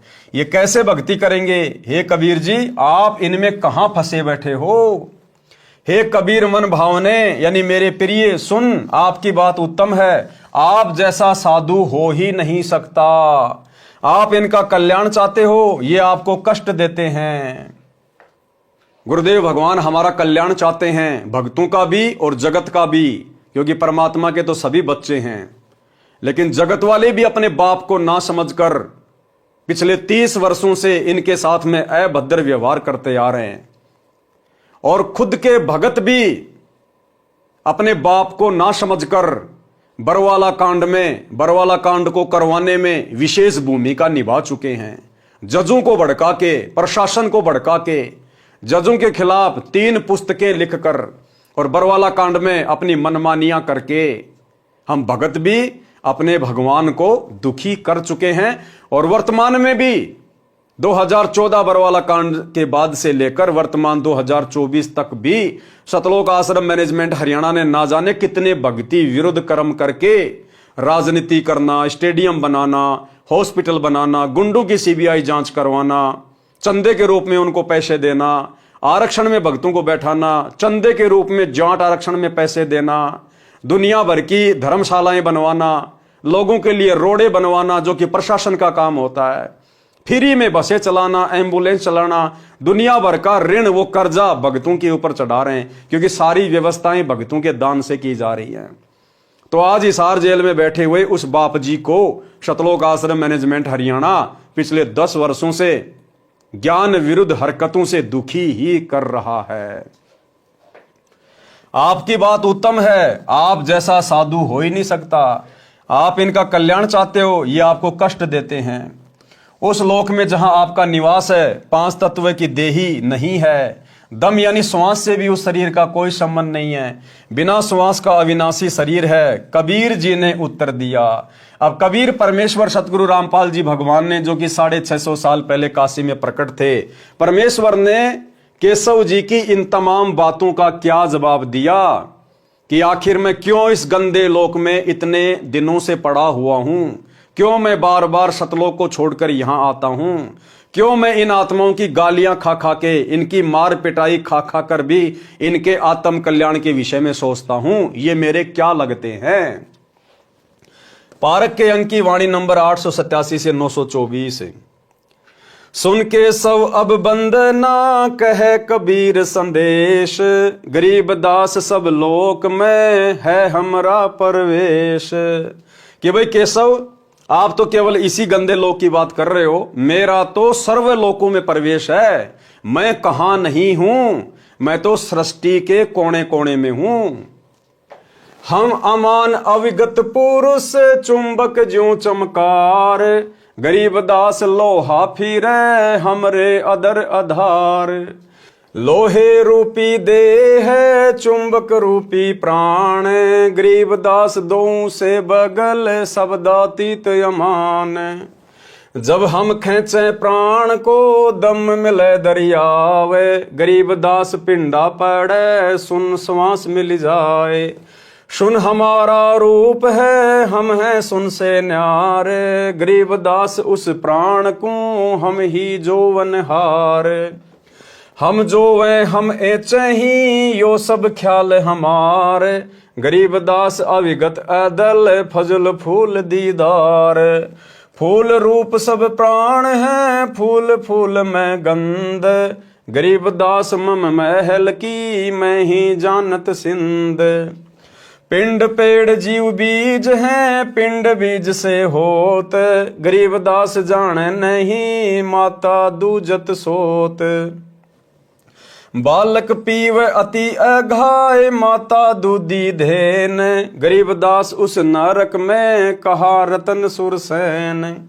हाड़ चाम की दे में दूध रतन सरबंत, गरीबदास उस पिंड में ऐसे है भगवंत। थन दूधी को पकड़ कर जय कोई देखे दूध, गरीबदास उस पिंड में हाड़ चाम और गूद। हमरे ही उणियार है हमरा सिरजनहार, गरीबदास विधि वेद सुन उदर मुक्ति द्वार। तन के अंदर मन बस मन में दिल दरियाव, गरीबदास उस लहर से न्यारा है प्रभाव। चित के बीच चबूतरा तहाँ वहाँ रहन हमारे, गरीबदास उस महल में दूजा नहीं लगार। हृदय की खिड़की खुले एनक मध्य अनूप, गरीबदास घट घट बस रह गगन जलकूप। जल से गगन ने भीजी है नहीं सुकावे धूप, गरीबदास मम देश यों सुन से न्यारा रूप। हम हैं सुन सनेहिया सुन के सब करतार, गरीबदास हम चरण से उतर जीव अपार। जुग 70 हम ज्ञान दे जीव न समझा एक, गरीबदास घर घर फिरे धरे कबीरा भेख। 70 युग सेवन किए किने न बूझी बात, गरीबदास मैं समझावत हूँ मोहे लगावे लात। कल्प कोटि जुग बीतिया हम आए हर बेर, देखो क्या कह रहे परमात्मा केशव से, कल्प कोटि युग बीतिया हम आए हर बेर, यानी हर बार इस पृथ्वी पर हम ही आए हैं, कोई अवतार नहीं आया, किसी को भेजा नहीं है सतलोक से। कल्प कोटि युग बीतिया हम आए हर बेर, यानी हर बार हम खुद ही आए हैं। तो अब की बार क्या किसी को भेजेंगे क्या? अब की बार भी परमात्मा स्वयं ही आए हैं। कल्प कोटि युग बीतिया हम आए हर बेर, गरीबदास के सौ सुनो दिन भक्ति की टेर। स्वर्ग मृत्यु पाताल में हम बैठे कई बार, गरीबदास घर घर सीजा मार मार कह मार। हमरी जाति अपूर्वी पूर्व रहनी हमारे, गरीबदास कैसे जुड़े पश्चिम के कातार। हम है पूर्व ठेठ के उतरे ओगट घाट, गरीबदास जीव दक्षिण के यो नहीं मिलती साट। हम पूरब के पूर्वी उत्तर देश उतरंत, गरीबदास जीव दक्षिण के यो नहीं संगी चलंत। जिन हमरी सीख लई काटो यम जंजीर, गरीबदास के सौ सुने ऐसे कहें कबीर। अब क्या कहते हैं कबीर परमात्मा कि जब जब मैं इस धरती पर आता हूं और जो ज्ञान बताता हूं, मर्यादा बताता हूं, और जिन जिन आत्माओं ने मेरे से शिक्षा लेकर मेरी मर्यादा निभाई है, आजीवन भक्ति पे लगे रहे हैं, कहते हैं मैं उन सब की काल की जंजीरें काट देता हूं। जिन हमरी सीख लई काटो यम जंजीर, गरीबदास के सौ सुने ऐसे कहें कबीर। फिर बाजी बिदना रचे वह नहीं जीव आवंत, गरीबदास सतलोक में अमर पटा पावंत।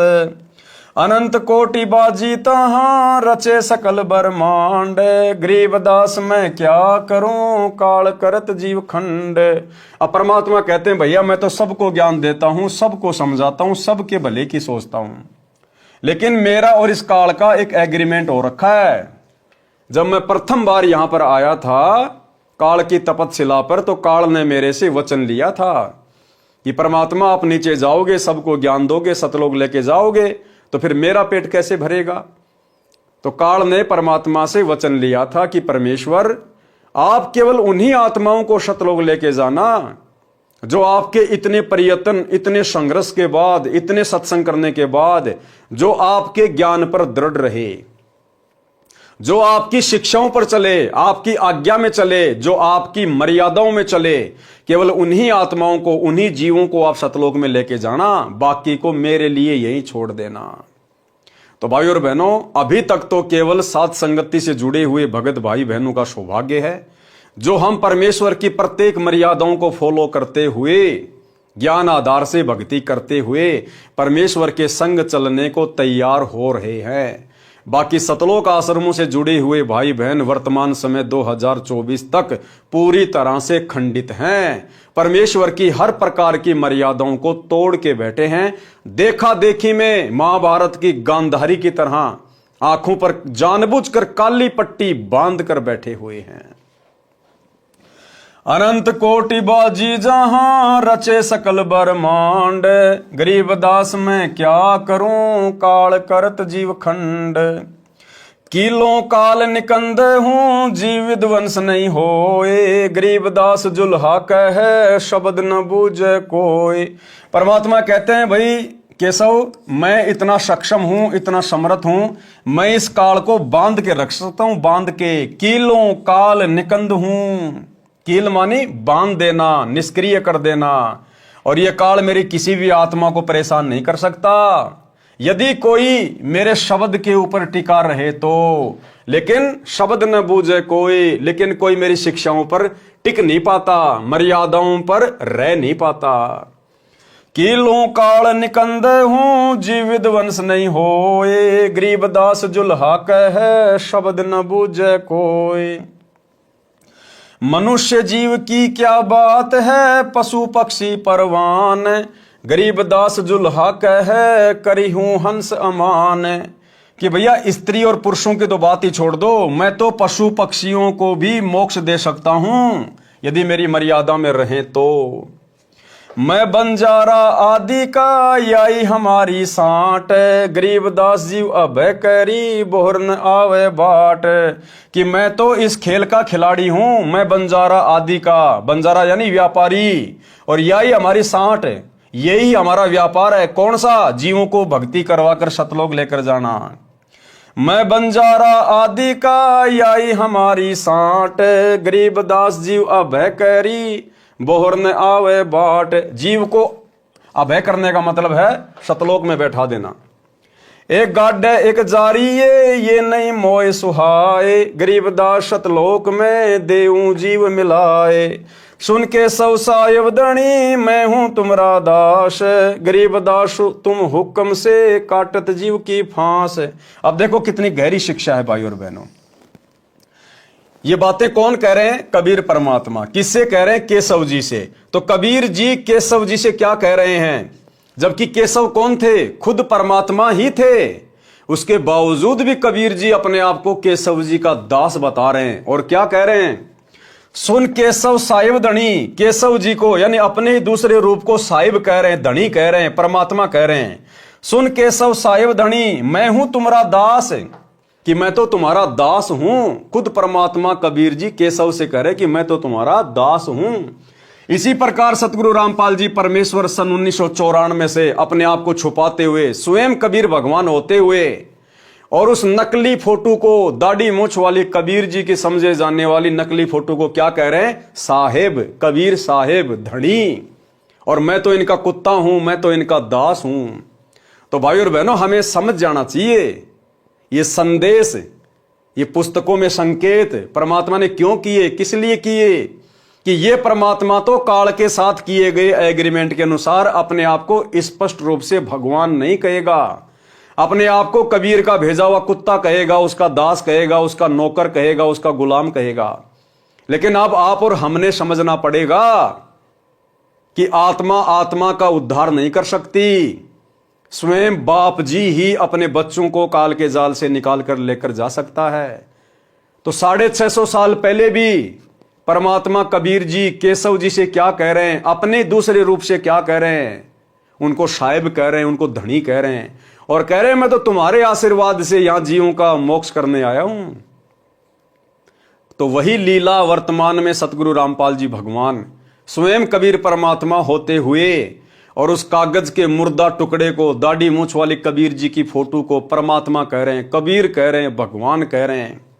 लेकिन आप और हमने तो समझना चाहिए इतना ज्ञान लेने के बाद, अरे गुरुदेव की तो शुरुआत में मजबूरी थी अपने आप को सीधे सीधे कबीर जी ना कहना और उस कागज की मुर्दा फोटो को कबीर जी बताना। अगर उस समय गुरुदेव कह दें कि मैं कबीर हूं, 650 साल पहले मैं ही आया था काशी में, आप और हम उस परमात्मा में 100 दोष देख लेते कि पाखंडी अपने आप को कबीर कह रहा है, भगवान कह रहा है, गांव दनाने का रामपाल जाट हमारी आंखों के सामने पैदा हुआ है। हम इनके सत्संग भी सुनना पसंद नहीं करते, इसलिए परमात्मा ने हमारी छोटी बुद्धि को देखते हुए स्वयं को छुपाया और अपने आप को कबीर जी का दास कहा। लेकिन अब 30 साल हो चुकी हैं। अरे 30 साल तक यदि किसी गधे का कान पकड़ के रोजाना गीता पढ़ाई जाए, वो भी बैकुंठ जानने को तैयार हो जाएगा।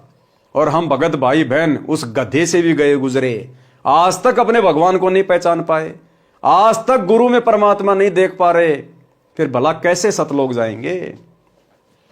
सुन के सब साहिब धनी, मैं हूं तुमरा दास, गरीब दास तुम हुक्म से, काटत जीव की फांस। मुझ आजिज की कल्प सुनी, तुम उतरे तत्काल, गरीब दास जुल्हा कहे, मग जीन्या पंथबाल। अब देखो आपको हर प्रकार के संकेत मिलेंगे यहां पर, हर प्रकार के संकेत। अब खुद कबीर परमात्मा अपने दूसरे रूप केशव जी से क्या कह रहे हैं, मुझ आजिज की कल्प सुनी, कि हे केशव जी आपने मुझ दास की प्रार्थना सुनी, अर्ज सुनी, अरदास सुनी, और क्या किया, तुम उतरे तत्काल, और तुम सतलोक से तत्काल नीचे उतरे हो। गरीब दास जुल्हा कहे, मम झीना पंथबाल। क्या कह रहे हैं कबीर परमात्मा? केशव कौन था? खुद कबीर भगवान ही था ना। और दूसरा रूप जो सतलोक से सामान लेके आया था केशव जी का, खुद कबीर भगवान ही था ना। फिर भी कबीर जी अपने ही दूसरे रूप से केशव जी से क्या कह रहे हैं कि आप साहिब हो, धनी हो, आप मेरी अर्ज पर, मेरी प्रार्थना पर ऊपर से तुरंत नीचे उतरे हो। और दास यही बातें आप भाई बहनों को लगातार बोलता आया है कि 1997 में परमात्मा सतगुरु रामपाल जी भगवान जिस कबीर भगवान के आने की बात कहते हैं बार बार कि 1997 में मार्च के महीने में दिन के 10 बजे मुझ रामपाल दास को कबीर परमात्मा जिंदा महात्मा के रूप में मिले, मेरे को सार नाम का आदेश दिया और कुछ ही देर बाद अंतर ध्यान हो गए। और दास बार बार क्या कहता भाई बहनों को कि इस कबीर भगवान सतगुरु रामपाल जी को भला दूसरा परमात्मा कौन मिलेगा, ये खुद ही खुद को मिलता है, इसको कोई और भगवान ऊपर से आके नहीं मिल सकता, क्योंकि इनके अलावा इधर उधर ऊपर नीचे दाएं बाएं यहां वहां और कोई भगवान नहीं है।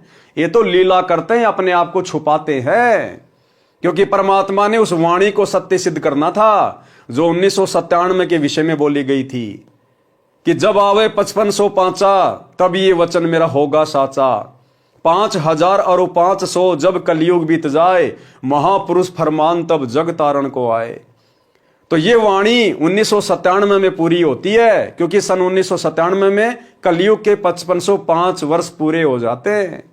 इस वाणी को सत्य साबित करने के लिए परमात्मा ने इस प्रकार की लीला की और कहा कि मार्च 1997 में दिन के 10 बजे मुझ रामपाल दास को कबीर भगवान ऊपर से जिंदा बाबा के रूप में मिले, जबकि आपको इस बात का कहीं कोई प्रमाण नहीं मिलेगा। तो भाई और बहनों, प्रत्येक बातें जो साध संगति में आप लोगों को बताई जाती हैं ये उआबाई नहीं है, गुरुदेव भगवान के विशेष आशीर्वाद और उनकी प्रेरणा से ही बताई जाती है। यही लीला परमात्मा ने वहां करी। केशव बंजारा उनका खुद का रूप, और खुद के रूप से कह रहे हैं कि आपने मेरी अर्ज सुनी, आपने मेरी अरदास सुनी, और आप सतलोक से 9 लाख बॉडी लेकर आए, भंडारे का सामान लेके आए, आप तत्काल नीचे उतर के आ गए। कौन आया तत्काल नीचे उतर के? अपने दूसरे रूप में खुद कबीर भगवान ही तो थे। तो यही लीला परमात्मा अपने आप को छुपाते हुए वर्तमान में कर रहे हैं। मुझ आजिज की कल्प सुनी तुम उतरे तत्काल, गरीब दास जुल्हा कहे मम झीना पंथ बाल। 9 लख बोडी उतरी केशव कसत करंत, गरीब दास मम कारणे भक्ति स्वरूप भगवंत। सुन स्वामी साहेब धनी करहूं अर्ज अनेक, गरीब दास जुल्हा कहे पूर्ण कीने भेष। कामधेनु कल वृक्ष तू मैं एक तुमरा फूल, गरीब दास के शवधनी सदा संग मखमूल। अब बताओ केशव जी को कितनी महिमा दे रहे हैं कबीर परमात्मा कि तुम तो स्वयं कामधेनु की तरह हो, तुम तो कल्प वृक्ष की तरह हो, और मैं तो तुम्हारे सामने एक फूल की भांति हूं, जो आप 18 लाख लोगों के लिए भंडारा लेके आ गए। जबकि सारा काम कौन कर रहे थे बैठे बैठे? स्वयं धनी। तुमसे संगी संग है हमरे कछु ना चाहे, गरीब दास सतगुरु धैनी उतरे माल भराए। पूर्ण ब्रह्म कृपा निधान सुन के सौ करतार, गरीब दास मुझ दीन की रखियो बहुत संवार। अब बताओ, खुद कबीर परमात्मा सारी सृष्टि का मालिक और अपने दूसरे रूप केशव को कह रहा है कि आप मेरी संभाल रखना, आप मेरा ध्यान रखना, आप तो सारी सृष्टि के मालिक हो, कृपया निधान हो, और गरीब दास मुझ दीन की रखियो बहुत संभाल। खुद भगवान अपने दूसरे रूप से कह रहे हैं कि आप मुझे संभालते रहना समय समय पे। इसी प्रकार सतगुरु रामपाल जी परमेश्वर स्वयं कबीर परमात्मा होते हुए भी अपने आप को कबीर जी का दास कहते हैं, उनका गुलाम कहते हैं, उनका कुत्ता कहते हैं कि उस परमात्मा ने दास को शक्ति दे रखी है। भाई और बहनों, 650 साल पहले वाली वही लीला चल रही है, और हमने अपने गुरुदेव को समझना पड़ेगा, परमात्मा मानना पड़ेगा, नहीं तो हमारा काम 650 साल पहले की तरह अधूरा ही रह जाएगा। कबीर जी वचन। अब कबीर परमेश्वर जी क्या कह रहे हैं? सरलार्थ किया है परमात्मा ने उन तमाम वाणियों का। पारक के अंक की वाणी नंबर 887 से 924 का सरलार्थ है। कबीर जी ने कहा कि हे केशव, मेरा निवेदन सुन, मैं सब स्थानों पर विद्यमान हूं, मैं सर्वव्यापक हूं।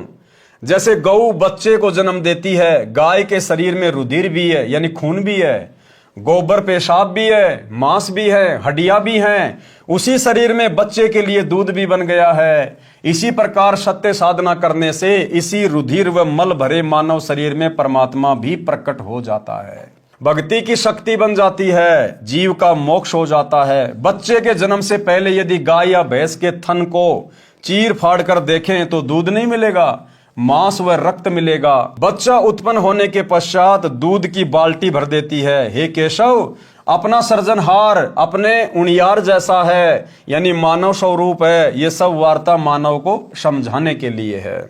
मैंने यानी कबीर जी ने, जो काल से अधिक प्रभावित है, कर्महीन हैं, उनको 70 युग तक तत्व ज्ञान समझाया। जुग 70 हम ज्ञान दिया, जीव न समझा एक भी जीव नहीं समझा। मैं घर घर भिन्न भिन्न वेश धारण करके जाता हूं, समझाना चाहता हूं, मेरे को लात मारते हैं। हे केशव सुन, मैं करोड़ों कल्पों तक बार बार सच्ची भक्ति करने की प्रेरणा करने स्वर्ग लोक, पाताल लोक तथा पृथ्वी लोक पर कई बार गया और आया हूं। ये जीव मेरे पीछे पड़ जाते हैं, कहते हैं कि ये झूठा ज्ञान कहता है, इसको मारो मारो। 2006 का क्रोथा कांड, 2014 का बरवाला कांड, वर्तमान में हिसार जेल में बैठे हुए, और 2000 से पहले सन 1994 से 2000 तक गांव गांव जाकर परमात्मा सत्संग करते थे, जीवों को समझाया करते थे। लोग गालियां निकाला करते थे, लोग जो है पत्थर मारा करते थे, बदसलूकियां किया करते थे कि ये हमारे देवी देवताओं को कमजोर बता रहा है, देवी देवताओं की भक्ति छुड़वाता है, इनको छोटा बताता है। भाई और बहनों, सेम वही लीला वर्तमान में चल रही है। हम पूर्व के यानी ऊपर सतलोक के रहने वाले हैं, जीव पश्चिम के हैं, इसलिए बोली मिलती नहीं है। परमात्मा हमें समझाना चाहते हैं, गुरुदेव कह रहे हैं कि हम तो पूर्व देश के हैं यानी सतलोक के हैं, और ये जो जीव हैं 21 ब्रह्मांड के प्राणी, ये हैं पश्चिम के। और पूर्व और पश्चिम वालों की आपस में भाषा मिलती नहीं है। जैसे विश्व के मानचित्र में जो पूर्व में देश हैं, जैसे अमेरिका है, इंग्लैंड है, ब्रिटेन है, ये हैं, और जो पश्चिम दिशा है उसमें हमारा ये भारत देश आता है। तो अमेरिका की भाषा में, यानी जो पूर्व में देश हैं उनकी भाषा में, उनके व्यवहार में, उनकी संस्कृति में, और हमारा जो भारत देश है जो पश्चिम में है, यहाँ की भाषा में, यहाँ के लोगों के आचार विचार व्यवहार में, संस्कृति में रात दिन का अंतर है। वो हिंदी नहीं जानते, हम लोग अंग्रेजी नहीं जानते। इसी प्रकार परमात्मा कहते हैं कि मैं तो पूर्व देश का रहने वाला हूं, सतलोक का रहने वाला हूं, और ये है पश्चिम के। इसलिए ये मेरे तत्व ज्ञान को इतनी जल्दी और इतनी आसानी से समझ नहीं पा रहे हैं, जिस कारण से ये मेरा विरोध करते हैं। हम पूर्व के यानी ऊपर सतलोक के रहने वाले हैं, जीव पश्चिम के हैं, इसलिए बोली मिलती नहीं है। पश्चिम यानी काललोक के निवासी हैं, यानी हमारे ज्ञान को समझ नहीं पाते। इनको काललोक का लोकवेद पढ़ा रखा है। मेरी कोशिश है कि इनको नरक से निकालूं। जिन्होंने हमारी शिक्षा यानी उपदेश मान ली, दीक्षा ले ली, उनके जम जंजीर काल के लोक के पाप कर्मों के बंधन को समाप्त कर देता हूं। इस बात को केशव भी सुन रहा था तथा प्रभावित हो रहा था।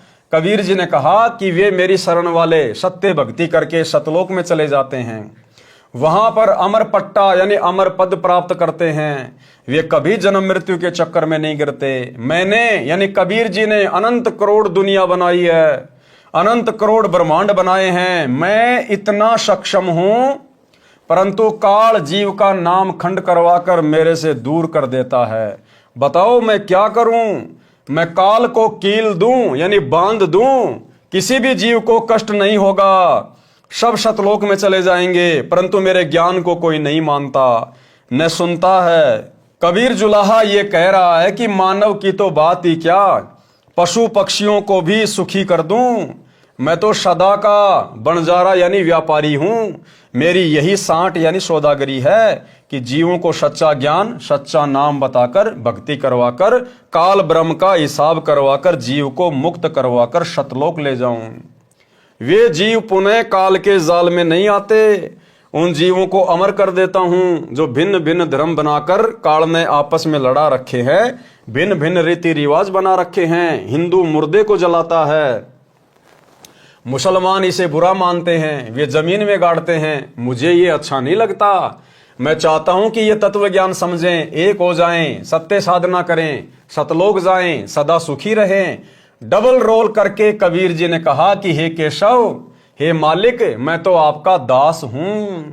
डबल रोल करके क्या कहा केशव से कि हे मालिक, मैं तो आपका दास हूं, आपका नौकर हूं। अब सतगुरु रामपाल जी भगवान भी तो उस कागज की मुर्दा डाडी मूछ वाली कबीर जी की फोटो के आगे हाथ जोड़ के यही कहते हैं कि हे परमात्मा, मैं तो आपका दास हूं, आपका नौकर हूं। तो क्या वो कबीर जी केशव जी के दास थे? क्या नौकर थे? आप और हमें पता है ना, नहीं थे। इसी प्रकार सतगुरु रामपाल जी भगवान ये बापों के बाप हैं, स्वयं कबीर भगवान है। आप और हमें भक्ति समझाने के लिए परमात्मा एक प्रकार से दास की भूमिका कर रहे हैं। डबल रोल करके कबीर जी ने कहा कि हे केशव, हे मालिक, मैं तो आपका दास हूं, आपकी आज्ञा से जीवों के कर्म बंधन काटता हूं। मुझ आजिज की पुकार सुनकर आप तत्काल सहयोग के लिए उतरे हो, 9 लाख बॉडी लेकर आए हो, मेरी लाज रखी है। आपके कारण भगवान की सच्ची भक्ति प्रारंभ होती है। हे केशव साहिब धनी, मैं आपका धन्यवाद करता हूं कि आपने सब पंथों के साधुओं को पूर्ण रूप से तृप्त किया है। आप तो कामधेनु यानी मनोकामना व सब प्रकार के खाद्य पदार्थ देने वाली देवताओं की गाय के समान हो। मैं आपका छोटा सा फूल यानी बच्चा हूं। अब बताओ, खुद भगवान अपने दूसरे रूप को केशव को कह रहा है, मैं तो आपका बच्चा हूं। अब यही भूमिका तो वर्तमान में उस दाढ़ी मूछ वाली फोटो के सामने स्वयं सारी सृष्टि का मालिक कह रहा है, निभा रहा है कि मैं तो कबीर जी का दास हूं, कबीर जी का नौकर हूं। आप जैसे साथी मेरे साथ हैं, फिर मुझे क्या चाहिए? अरे ये शब्द तो आप और हमने कहने चाहिए कि हे गुरुदेव भगवान, आप जैसा साथी हमारे साथ है तो फिर हमने और किस बात की जरूरत है, फिर हमें क्या चाहिए? मेरे सतगुरु धनी, आप माल भरकर उतरे हो। हे पूर्ण ब्रह्म केशव करतार, मेरी अर्ज सुनो। मुझ दीन का बहुत ध्यान रखना, काल लोक में मेरी सुध लेते रहना। खुद परमात्मा होने के बावजूद भी अपने आप को छुपा रहे हैं। तो आज कैसे खुल्लम खुल्ला कह देंगे कि मैं कबीर हूं? ये ज्ञान इसीलिए तो दिया है, ये पिछली पीढ़ी का समय और ये शिक्षा और ये प्रमाण किस लिए दिए हैं? कि हम अपने गुरु को पहचान लें कि हमारा गुरु किसी का नौकर नहीं, हमारा गुरु कोई दास नहीं, कोई आत्मा नहीं, बापों का बाप है, कोई मिडिल मैन नहीं है, स्वयं कबीर भगवान है। पारक के अंक की वाणी नंबर 925 से 930। सुन कबीर के सौ कहें, जो कुछ करो सो कीन, गरीबदास मुख्तार तुम दीन बेदीन। सुन सतगुरु तो से कहूं, तुम हो दीन दयाल, गरीबदास आदीन में तुम साहिब अबदाल। अनंत कोटि ब्रह्मांड को त्यारत लगे न बार, गरीबदास के शौक हैं तुम ही दारमदार। तुम ही दारमदार हो यहाँ कल्प नहीं इंच, गरीबदास के शौक हैं तुम रे ही परपंच। तुम परपंची आदि का अनंत जीव तुम त्यार, गरीबदास के शौक हैं तुमको ली घनसार। अनंत लोक ताना तण्या गुद्दी गाठी तू बीन, गरीबदास के शौक हैं तुमको ली परवीन। केशव जी के वचन तथा भंडारा संपन्न की वाणी। अब भाई और बहनों, आज की वीडियो में हम केवल इतना ही लेंगे। कल रात्रि 8 बजे सभी भाई बहन फिर से लाइव जुड़िएगा। आगे कबीर परमात्मा की और केशव जी की और क्या क्या बातचीत होती है, और काशी में जो भंडारा परमात्मा ने करवाया अपने 18 लाख से अधिक आत्माओं को, फिर उसमें परमेश्वर ने और क्या क्या ज्ञान गोष्ठी की, और किस प्रकार से आत्माएं भंडारा लेकर तृप्त हुई, और कैसे परमात्मा की जय जयकार करने लगी, और कैसे सिकंदर लोदी का धार्मिक गुरु शेख तकी अंत में फिर भी बाज नहीं आया, और कैसे परमात्मा ने अंत में उसको उसके कर्मों की सजा दी। तो कल रात्रि 8 बजे सभी भाई बहन फिर से लाइव जुड़िए। तब तक गुरुदेव भगवान हम सबको आज्ञा दें, इजाजत दें, आशीर्वाद दें। बंदी छोड़ सतगुरु रामपाल जी भगवान की जय हो। भाई जो गुरु बचन पे डट गे, कट गे फंद 84 के, कट गे फंद 84 के, कट गे फंद 84 के। भाई जो गुरु बचन पे डट गे, कट